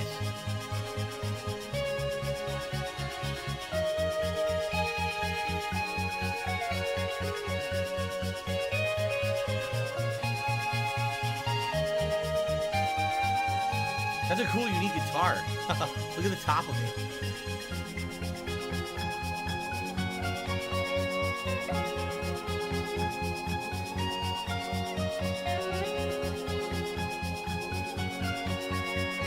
This is really good, and this guy deserves way more than 510 views. It's a shame, because you look how much talent this guy has, and he can't get his videos viewed on YouTube, right?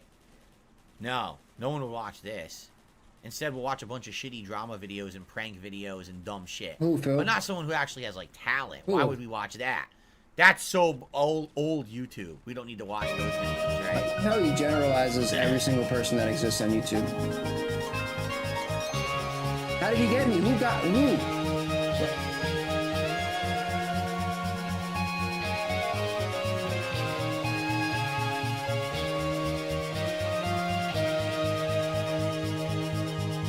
It's even well edited to see scenes from the game in it.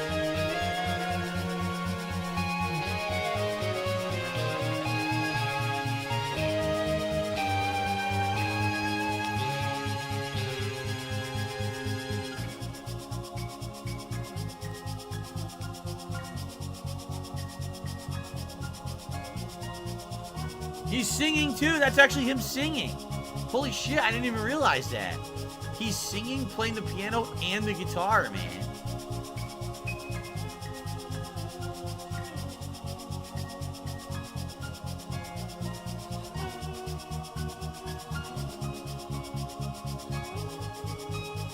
Well, at the very least, when we watch a video like this on YouTube with only 510 views, we can say at least there's still people out there who have passion and want to share it with the world. It's just a shame that the world doesn't want to see it anymore, you know? Don't care about passion. We care about crap, right? Oh, yeah. How many people have probably seen passion, expose his dude. genitals to the internet a day or two ago? Hell yeah, dude. How many millions of people saw that, right? But how many people what's actually up, dude. watched this? 510. The world's fucked up, man. I'm getting too old for this shit. Hey, did you just realize that now, or I mean, where have you been, Phil?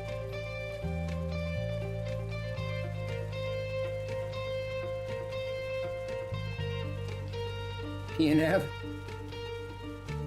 Big ups.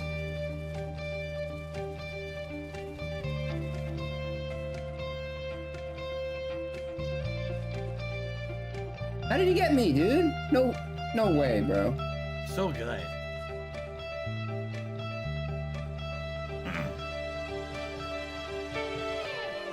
Of course it took a long time to make. He had to do all the different parts and edit it all together. Yeah, it's actual work, dude. You don't know about that, dude.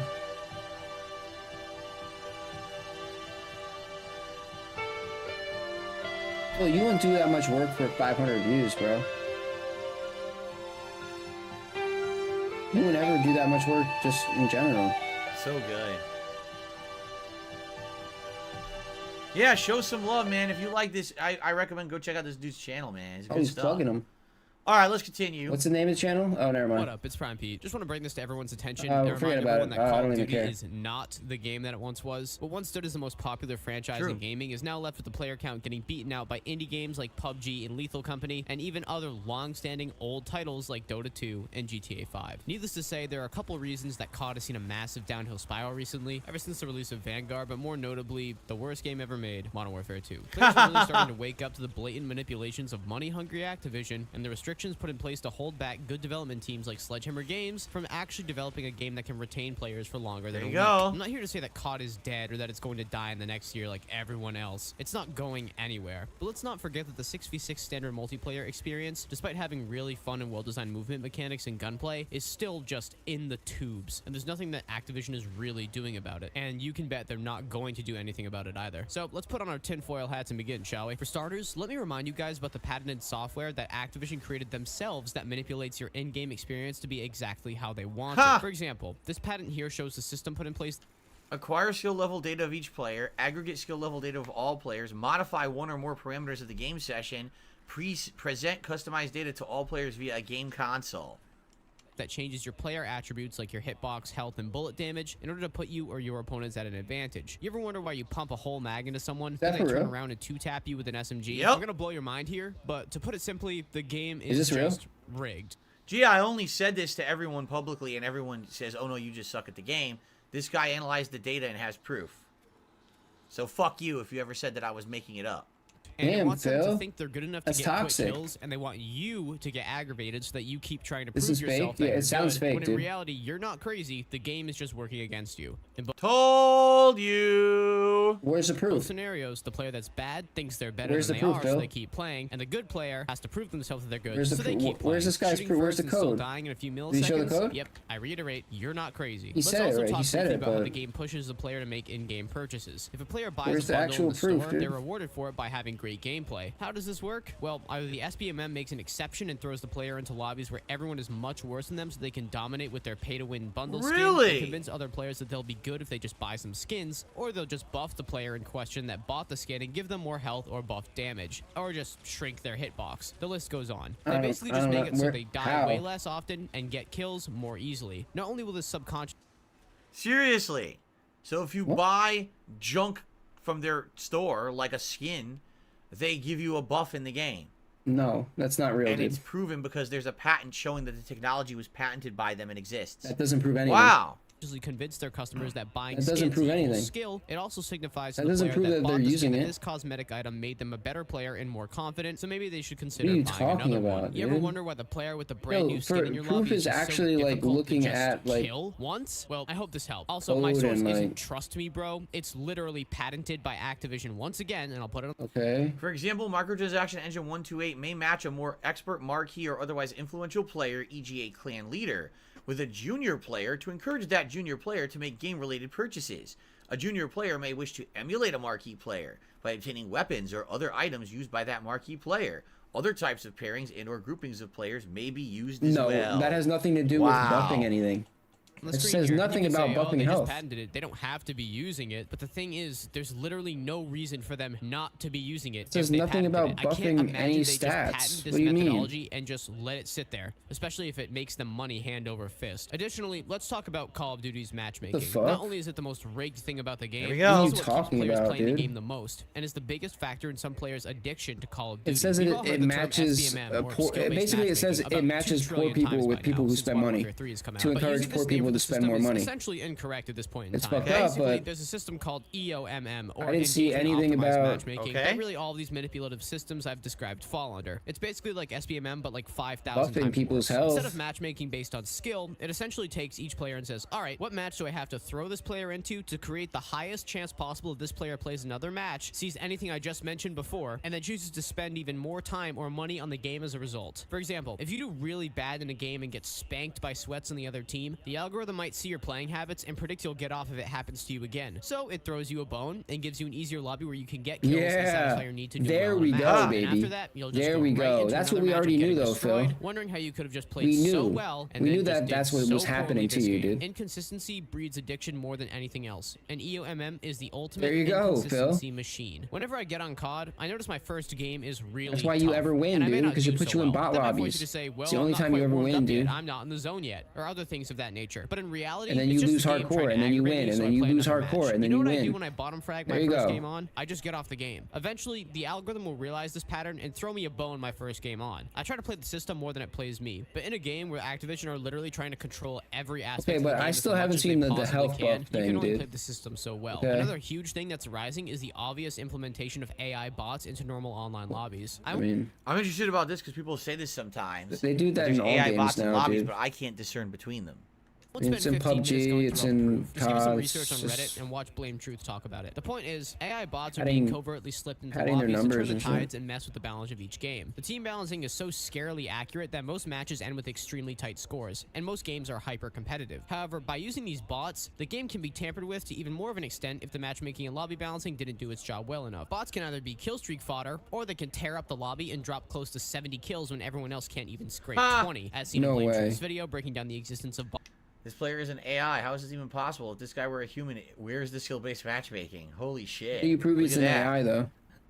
How do you Bots prove and that lobbies that, are that linked account's an below. AI Regardless, account? AI bots are And he's not artificially cheating. created players that fill any Maybe he has- discrepancies within a lobby. If What if he there has are. hacks, In an dude? attempt to make each match as How is it a close as bot? possible, if some kind of a gap is left within the lobby and the skill Does it levels tell of each you if team it's a aren't quite bot? balanced, the game will just throw a useless bot in your team if you're winning, or a complete MLG bot if you're losing too hard. A lot I'm of sure this of seems you like watching it's this just, video have like, encountered some speculation. weirdly robotic players. It's no And coincidence. there's not really any Bots are being proof. thrown into lobbies to even them out. Long story short, a game like Modern Warfare 3 with awesome mechanics and the most fun gameplay of the last 4 years or so is tarnished and becomes a questionable choice when you look at all these manipulative systems put in place with one objective in mind: for you to get addicted and for you to spend money on the game. First, matches are Yeah, how free. do you prove the guy's a bot and not, I've only like, bought using like 4 hacks? game. I've never spent $1 I don't know. on any No, no, yeah. microtransaction. How do you know it's an AI, in dude? Call of Duty, besides maybe a few years Doesn't ago, make I bought the sense. season pass to play zombies, but outside of that, I It didn't makes care more about sense. any of that shit. If somebody drops 70 kills, it makes more. The first thing you think is cheater, not good or bad performance will it's a keep you playing bot. the game and puts you in an exactly balanced lobby where the teams will almost undoubtedly be neck and neck the entire match, and you hopefully perform as the algorithm intends you to. If the teams are not balanced enough, enter the No, AI it sounds like bots they're that trying will to keep fit you a narrative engaged. If you here. somehow manage to break out of this system, you'll have players worse than you killing you in less time and less bullets than it normally takes, Yep. and you'll perhaps And notice that- you start that Dead happens noses to me don't work on all me. the fucking time, 100%. shooting marshmallows, or your opponent's hitbox is extremely tiny. The inconsistency within each match can easily breed a Watch your vicious girl cycle some of addiction, Gucci? and Hell players are yeah, unaware of brother. what is truly going on, which then breeds too much time and money being spent on the game. And for the icing on the cake, any players who own cosmetics can sometimes Yeah, even these be buffed or videos, put into yeah. worse- All right. Yeah. So this is interesting, and of course, does this person have concrete evidence? No. But if it's Exactly. all patented, obviously Thank you, some Phil. of it's being used. I hate that you right? backed me up there. And then you got people like Blame Truth. I know Blame Truth is someone who's heavily into the FPS, right? And apparently they also have evidence. So, wow. All right. So, good stuff, guys. We got one more part for DSP versus the internet for this week. I hope that you're enjoying. I actually have really enjoyed a lot of these videos. They've been fascinating to me. So thank you for watching, and I'll be back shortly with the conclusion. But in the meantime, happy holidays to everyone watching and watching on demand, and I'll see you in the next and final part. Okay. You know what's funny, though, is that every time that I play Call of Duty, guys, I've said all this, and everyone gives me shit, and I was right completely. I was right completely. There it is. I was right every time. When I said, oh, I'm shooting them 1,000,000 times, and it doesn't register, then they kill me instantly. There you go. Interesting. I received a $2 tip from Gabriel. The historical predictions video was a good submission. Good job, whoever submitted it. I agree. I think these videos this week are quite good. There's a few questionable, but most of these have been great. It's been a really good week for the React show for me. So, thank you. All right, guys. This is it. This next part is the finale, the final half hour of DSP versus the internet. If you do contribute in the last half hour, as usual, remember, I will shout it out at the end of the show. So when we adjourn, I'll give you your credit. Thank you to everyone who supported, and everyone who's chilled with me, and everyone who has enjoyed. I really enjoyed this. Thank you, guys. All right. Let's do this. Let's adjourn. Okay, everyone, welcome back. It is the finale of DSP versus the Internet Christmas Eve edition 2023. Without further ado, let's jump right in to see the maximum amount of videos. Toronto may not be a city especially known for its holiday celebrations, but I assure you, when you know where to dig, there's plenty of festive pockets to discover. Hi, I'm Christina from HappyToWander.com, and in this video, I'll be taking you on a virtual tour of Toronto's top holiday destinations. Okay. The Santa Claus, let's skip through because it's a long video. The Santa Claus Parade. In 1905. This beloved Toronto event has been one of the main highlights of the city's festive calendar, with 20-plus floats sponsored by various organizations and businesses, 10 marching Creamy bands, garlic? What the and hell is even that? an appearance from the big man himself to end the parade on a high. So it's like their version of the Macy's Thanksgiving Day Parade almost. Yeah. Popular festive market in the city. The location? Of course, Toronto's famous Distillery District, a historic piece of the city filled with Victorian industrial buildings, lovingly restored as a modern hub for culture, community, and capitalism. I mean, shopping and dining. The atmosphere here feels worlds away from the glassy high-rises that engulf the downtown area nearby, with cobblestone streets and red brick buildings acting as a scenic backdrop to festive cabins selling ornaments, gifts, and plenty Very of similar food. to what we saw in Germany. And similar to what we saw, I think, in Singapore, too. Didn't they all have those? They did, right? Cool. Buildings with their own trees and lights set up, to more extravagant affairs, like at the luxurious Fairmont Royal York.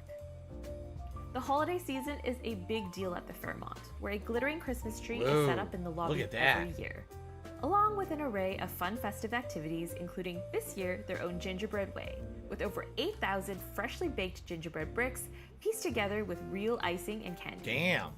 Best of all, members take of it the public seriously. are free to come in and admire the decorations, even if they're not staying at the hotel.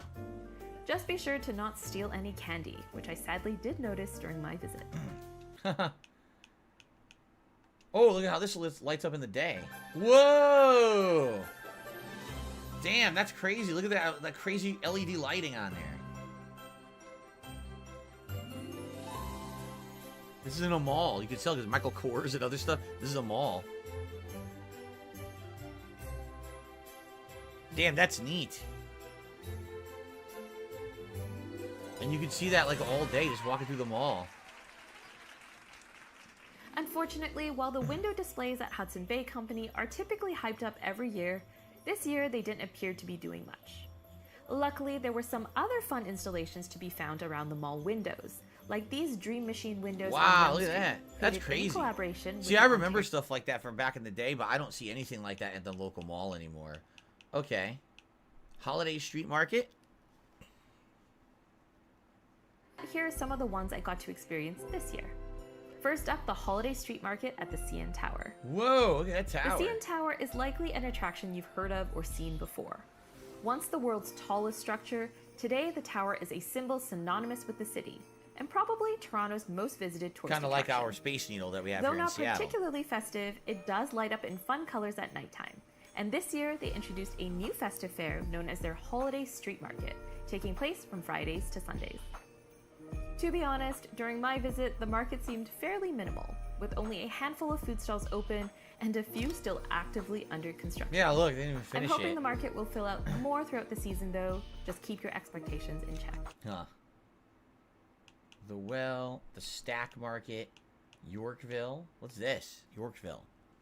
While this means sometimes having to plan strategically and do some hopping around modes of transport, what the city lacks in compact walkability, it makes up for with options. One of the more upscale options can be found at the Bloor Yorkville Holiday Magic, where luxury shops can be found in abundance, alongside a small festive calendar including light installations and pop-ups. Most of the main installations can be found in the village of Yorkville Park, with lit-up trees all along Bloor Street West, and some additional displays to be spotted in shop windows and in smaller lanes around the That's neighborhood. nice. Another great area for shopping and eating especially is Queen Street West. This street is home to a number of both chain and independent retailers and is considered one of the top shopping areas of the city. One nice spot for holiday shopping is the Welcome Market, a small but cute marketplace to pick up gifts from local makers.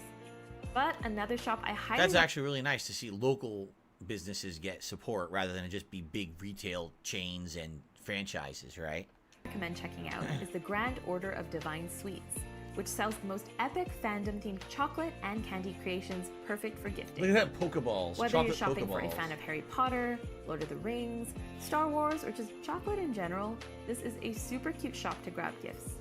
Close by this area as well, you'll find some very festive and delicious places to grab a bite, including Papi Chulo, which I'll discuss more later, as well as the tremendously popular spots on the Ossington Strip. Whoa, what's that? Now on that note, Unique another food. festive thing to do in Toronto is visit a festive bar. There's options aplenty if you want to grab a drink somewhere festive in Toronto. The downside, many of the city's holiday pop-ups, if reviews are to go by, can leave a lot to be desired. What I'd recommend is prioritizing places that are open year-round and happen to have a holiday event rather than pop-ups that are built just for the season.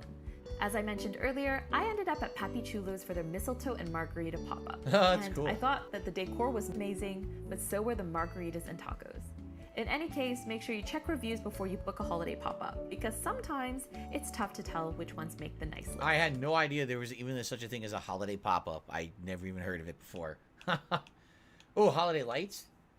Everything from sparkling light displays in the gardens to more immersive setups that make use of giant teddy bears, animatronics. Oh, look at that, and more. animatronic penguins.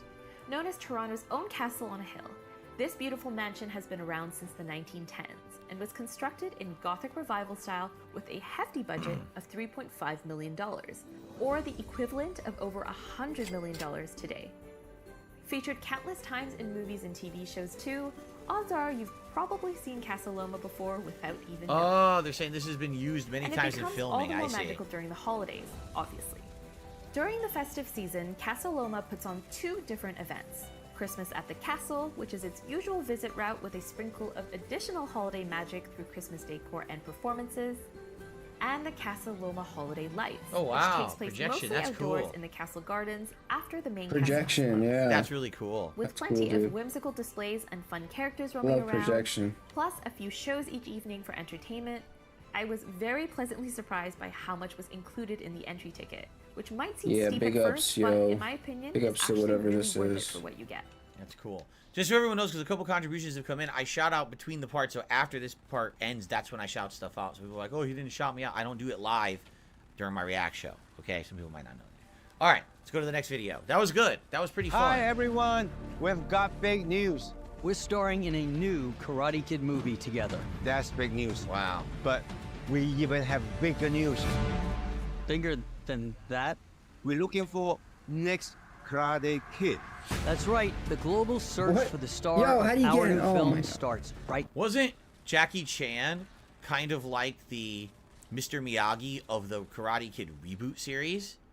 So you're telling me the original Karate Kid and the new Mr. Miyagi are going to star in a new... This is the 3rd franchise now, no? I think so. Now, so let's wax on, wax off, everybody. You mean check it on, check it off, hang it up? Maybe the new Karate Kid will have to do it all. I'm excited. You excited? I'm very, very excited. Let's do it. Yeah. Learn more about this new role. Submit your audition video. Wow. So they only want an actor? They seriously don't want an actor? They want to get, like, somebody actually, like legit off the streets? That's wild, no? By the way, before we adjourn, I know for a fact that Little Shake and Bake had made a custom video, and that'll be the last one we watch if we don't get to it. I know that Little Shake and Bake had made one just for today to say Happy Holidays to all of us, so we will watch that by the end.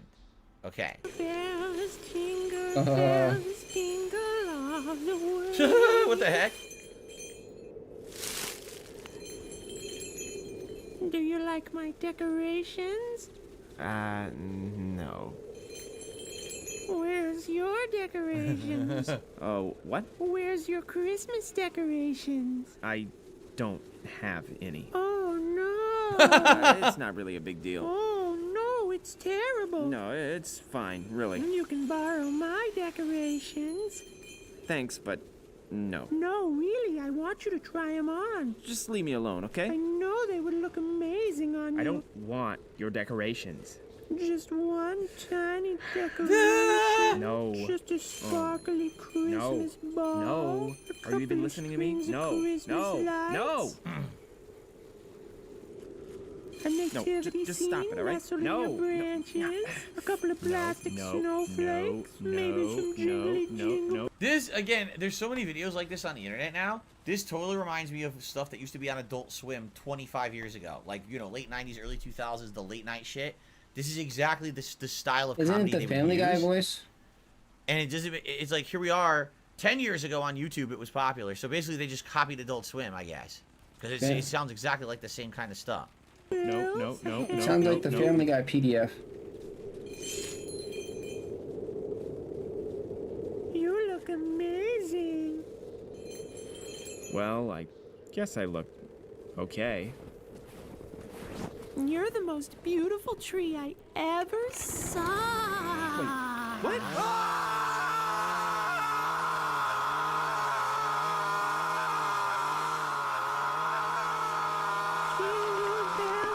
Jingle bells, jingle all the way. Oh, what fun it is to ride in a one-horse open sleigh.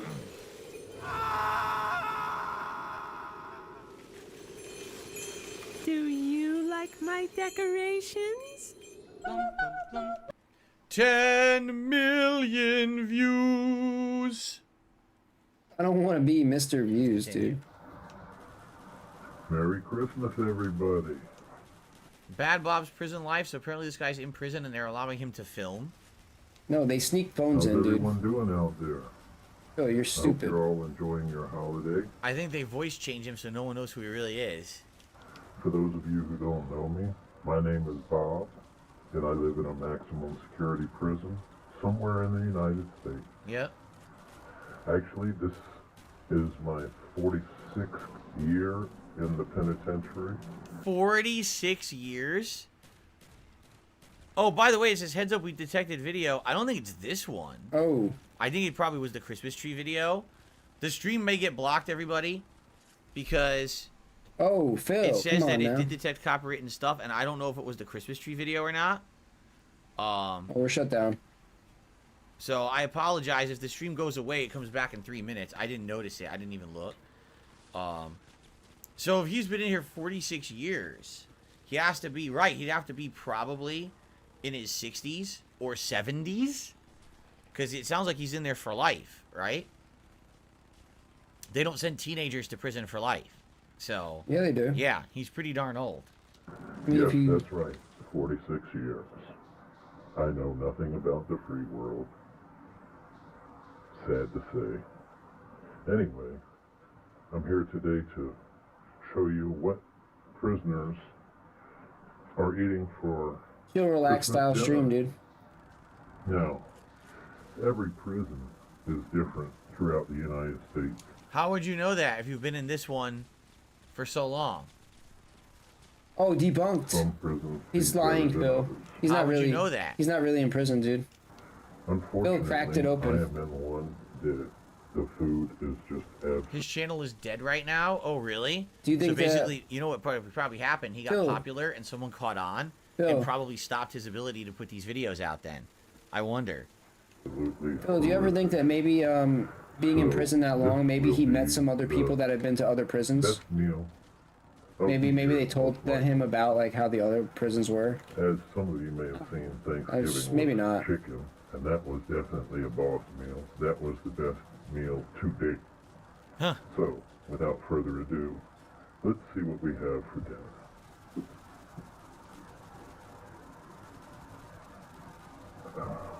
You think maybe they moved him around? He's probably been to a few prisons, you know. They move him around a lot, you know. Definitely Sure, he more than knows how the usual. other prisons are. They said we were having turkey. Yeah, that's and turkey. It looks like they didn't lie. Oh my goodness. Let's see. I got a little plastic spork here. Oh yes, look at this. Oh my goodness. Ooh, I was That's close. real turkey. Okay. I've never seen Okay.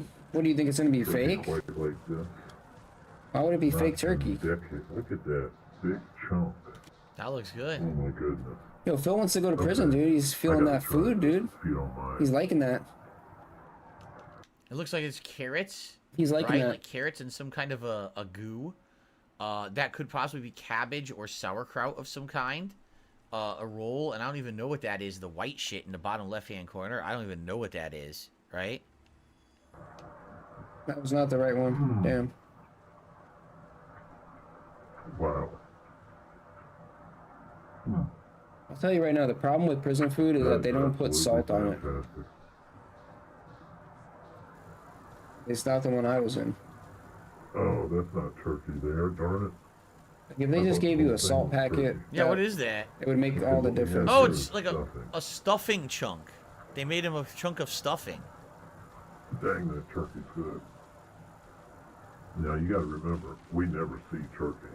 At best, once a year. I haven't seen turkey in many years. Alright, this is some stuffing. Yeah, it's stuffing. Oh, no, that's terrible. It has a nice flavor to it. He likes it. All right, let's keep going. I want to watch a bunch of videos in this last part, so let's keep going. I don't think I'm going to be able to watch this. This is The Prince of Egypt, which, by the way, is an outstanding animated film from the 1990s that most people don't know about. It's super duper good.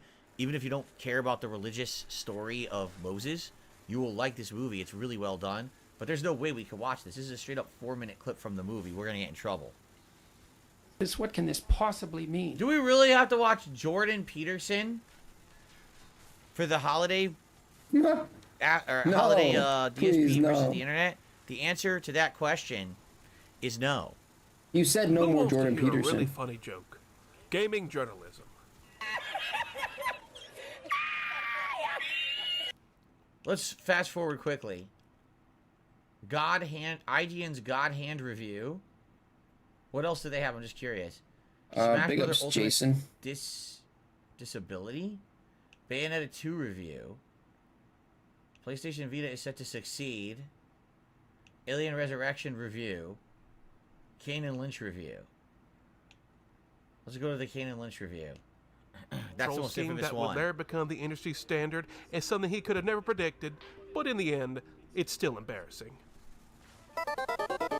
This is infamous, this one, if I remember correctly. From the creators of Hitman comes Kane and Lynch. Kane and Lynch Dead Man was a game released in 2007, and it was set to be huge. A big, next-gen AAA game that was also a new IP. This game was hyped up quite a bit back in the day. Every place was talking about it and making a huge deal about it. And when the game finally came out, it got middling review scores across the board. Why did they do that? It wasn't a game changer, but it was fine. That seemed to be the consensus. GameSpot was one of the websites hyping the game up to hell and back. You could not go anywhere on their site without seeing an advertisement for the game. They were telling you to buy it right there and right now. And when it came time to review the game, Jeff Gertzman on the staff was ready and able, and the score he gave it, 6 out of 10. So yeah, about what every other site was saying about it. But this was a special case, because GameSpot was very obviously taking handouts from the game's publisher. And once they saw Jeff gave the game a fair and honest review, and not a 9 or 10 out of 10 masterpiece buy it now, they threatened to pull their money. This led to GameSpot putting a lot of pressure on Jeff, who stood his ground and refused to back off. This would lead to GameSpot pulling his review and firing him. Oh, that's what it was. Now I'm remembering. Now I'm remembering what happened with this. Yep. Oh, come on! Copyright? I didn't mean to do that, obviously. I must have grazed the cancel button. So hold on. I grazed it very lightly.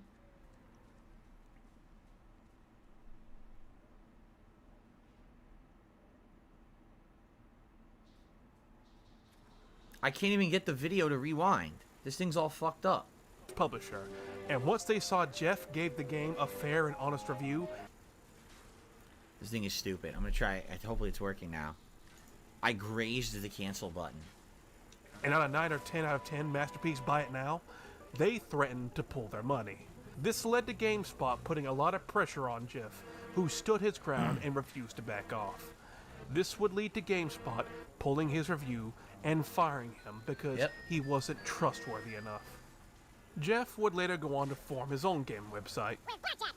giant bomb, so he could keep being an honest game reviewer. But this incident is more substantial than you think. This man was fired because he was being honest. Yep.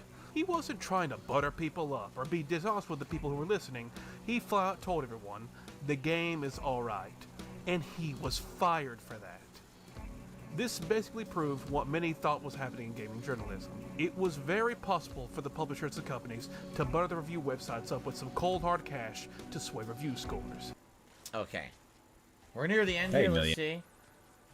The dumbest Vegas gamblers in history. I want to get to the end. I want to get to the custom video that was made. Well, it looks like there's many videos ahead. Sorry, we can't watch skip it. ahead to find it.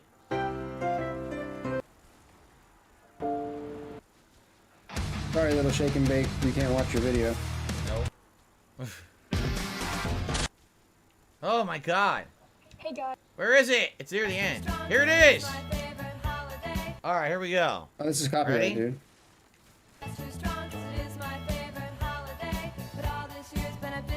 The Waitresses, right? Is that what they're called, that group? It was the night before Christmas in the DSP house.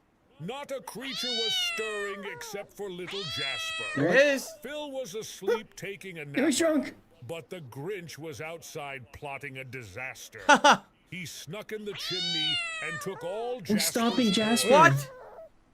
He stole all Phil's streaming equipment he used to spread joy. That's awful. Lastly, the Grinch stole Phil's collection of all the best games and went back to his dark and cold Yeah, he was cave. stomping Jasper. The Grinch was so ready for DSP to stream, he would look at him Yo. angry and gleam. When morning time came and Phil woke up, he realized all of his stuff was messed up. He went on a stream, and the Grinch was very happy. Yo, is he a detractor? But he quickly was confused as to why Phil was not acting sappy. Phil said, "Although I don't have any of my stuff or my gifts, I have everything on my Christmas list. A wonderful wife and a lovely cat, and all my supporters that have my back." A teardrop fell from the Grinch's eye, and he went back to Phil's house to give him a surprise. Phil welcomed the Grinch in, and they shared a nice meal. Phil showed the Grinch that Christmas magic is real. Phil and the Grinch had a Christmas live stream, thank you, Roby, and Jade and Kagome. Thank you to Derek and 1 Minute Man and Blastoise. Thanks to Girl With Blastoise? Isn't it Blastoise? It's the Pokemon, right? Is he trying to like troll detractors or something? Thanks to Lil Shake and Bake and Yeah, he's a all dent, of dude. the rest. Have a very Merry Christmas. That's why I wanted to watch it, because I cannot knew it was a custom-made video just for today. I figured that's the perfect way to end the show, right? All right, everyone. So, even though we definitely did not have enough time to watch all of this stuff, I would say this. Big ups. First of all, next week is the final DSP Happy versus the holidays. Internet episode of the year. Big ups, If big you would ups. like to resubmit some Christmas-themed stuff for next week, I'd be okay with that, even though it'll still be a little late. I would still like to watch some Christmas-themed stuff next week if you guys would like to see some. All right. If not, next week, it is, again, letting into the new year. Anything that's like New Year's related would be really cool. But what I would like to say to all of you is thank you so very much. You guys are awesome. This year, doing a React channel was a huge endeavor and something new and different outside of my comfort zone, right? And for those of you who are here live, thank you so very much. I can't imagine why on earth you're here on Christmas Eve, but thank you for being here. For those who watch all of this stuff on demand, for those who become members to support the channel or maybe contribute Yeah, it via would tips have or been a super chats or detractor whatever video, it may except be, the if you're guy just gives him someone a who ton of money, watches so when rarely an ad plays on one of the videos on this channel. Kinda doesn't work, Thank you so very much. It has been a wild ride. I did like the stomping of Jasper. And That was nice. what I would definitely like That was a nice is your touch. feedback. Is there a way that I can improve this show or other shows that I do on DSP Reacts in the new year? Let me know. Leave a comment on this video. Leave a comment on other stuff that I do. Come talk to me on a stream, whatever it could be. I would love to hear what you would like to see from this React channel in 2024. All right? But thank you all very much. I would like to wish you all a very Merry Christmas and a Happy New Year. If I don't see you but I will be doing another show on He wants a New Year's big, Eve next big week, Hogan. incidentally. He wants a big Hogan for I hope that Christmas, your dude. celebrations with your family, friends, or wants whoever that you're big celebrating Hogan with in are his- safe and fun. And if Mm. you're not celebrating, I still hope that Down you have his- a great time and that you'll come on back and hopefully join me for the fun coming up in the new year. Thank you all for a great year here on DSP Reacts. Merry Christmas to all, and to all a good night. I'll see you all next week. Peace out. Okay, so I do have some shout outs to do, guys. Let's actually do those because I have to adjourn and I have to upload and get everything ready here for my day to spend with my family. Okay, so first of all, contributions. Thank you to Andy Young. Andy Young actually did his membership renewal message, and he said, have you ever tried Bailey's alcoholic drink? Yes, you're talking about Bailey's Irish Cream. I've had both that and various different flavored versions of it. I do like Bailey's a lot, but I've it is had very many heavy cream. You varieties. can't drink that much of it because it kind of gets too sweet. It's like drinking a milkshake, right? You can't drink that much of it. But I do enjoy it. I think it's very flavorful, and I've had it many times over my life. In fact, I have a cup from a set that I bought like 20 years ago. I still have a Bailey's cup, or it's a glass actually, in my cupboard that I use from time to time. So thank you, Andy Young. Raul with a super chat. Merry Christmas, Phil, Jasper, and Kat. Thank you so much, Raul, for that final super chat of the show. I do want to give a special shout out to Lil Shake and Bake for making that custom video. That was very well done, and I think everyone enjoyed it. So thank you so very much there. And everyone, seriously, great year this year overall. I hope you enjoyed chilling with me this holiday season. You know it's not over. Even though I'm not going to be here tonight for the late stream, because there is no late stream tonight, and even though I'm not going to be here tomorrow because it's the Christmas holiday, I will return on Tuesday. And on Tuesday, it's actually going to be Baldur's Gate 3 and Like a Dragon Gaiden on the late stream. It's going to be, a fun day of gaming progress and good stuff. So I wish you all the best. I know many of you now are busy. I can't believe so many of you stuck around for this stream, quite honestly. I thought I was going to be by myself by the end of it. But you guys are still here, and I appreciate that. I appreciate you hanging out with me and spending your holidays with me. And what I hope is that you all have a good one, and you'll come back on Tuesday and share with me what you were up to. All right? I can't wait to hear on the podcast on Tuesday and hang out with you guys and continue on. All right? Thank you so very much, really. And by the way, yesterday, that Christmas marathon was quite good. If you missed it, I strongly recommend that you check it out. All the parts are live either here on DSP Reacts or over on DSP Gaming. So that was good, and I hope that you'll join me for that. I'm now going to upload this show into its usual parts on this channel, and it will be live for members to watch. No, taking so long to say nothing, bro. Actually, what I'm going to do is I'm going to run and order food because my wife and I are actually ordering delivery for our dinner tonight. Christmas I'm going to order Eve? it, then I'm going to come back into the office Dash and on finish Christmas up with Eve. Wait, like what? daily wrap and the uploading and all of that. So, any advice for those celebrating Christmas alone? Yeah, do some stuff that you like. Watch your Well, Pat's favorite not movie. cooking? Have a drink. Play some video games. Do something. The way I always say, it's the same thing that goes for your birthday, right? Many of us have crazy busy lives, and we sadly don't have time to have a celebration with family or friends, right? Just do something on a holiday that you like to do that's notable. Even if the rest of the day sucks, if you do one thing that you really like, What's he gonna at least you can DoorDash on say, Christmas there's something Eve, I dude? can remember from that What's day that was open? memorable. I always make Chinese a food, note right? to do that on my birthday. Well, they got and on Chinese food Christmas, and every- that way, it wasn't like, oh, I missed Christmas this year. No, you didn't. As long as you did something, one nice thing for yourself, I think everyone deserves that, right? Am I having dessert tonight? I guess it depends. We're going to order food, like I said. We do have things. We have a box of chocolates that we bought from Costco that are like, the ones, the custom gourmet fillings and stuff. We haven't even opened it yet. We were going to talk about opening it maybe tonight or tomorrow, but we'll see. And maybe share that, my wife and I. No, Jasper Kitty doesn't get any chocolate. That would be very bad for him. But, all right, Sarah, good. I hope you try that. I hope you have a good Christmas. That's dogs. All right, everyone, I really got to get out of here because, like I said, I got to go order food, and then I got to do the daily wrap, and then I got to do all my other stuff. Remember, I got to do all my things, my schedule. I got to post up the thread so people can post up clips for next week. I got a lot to do in here before I can get out of here tonight. So I'm getting out of here. Guys, thank you all. Merry Christmas. And anything else, happy holidays that you celebrate. Hey, have a big good ups, night. everyone. Have a good day I tomorrow. hope you have a good You holiday. won't hear from me. Unless something is horribly wrong, you're not going to hear from me. All right? I'm just going to be enjoying Christmas. But I'll be back Tuesday morning with a fun and full day with all of you, okay? Thank you all. And as they say, Merry Christmas to all, and to all a good night. See you Tuesday. Peace out, everybody.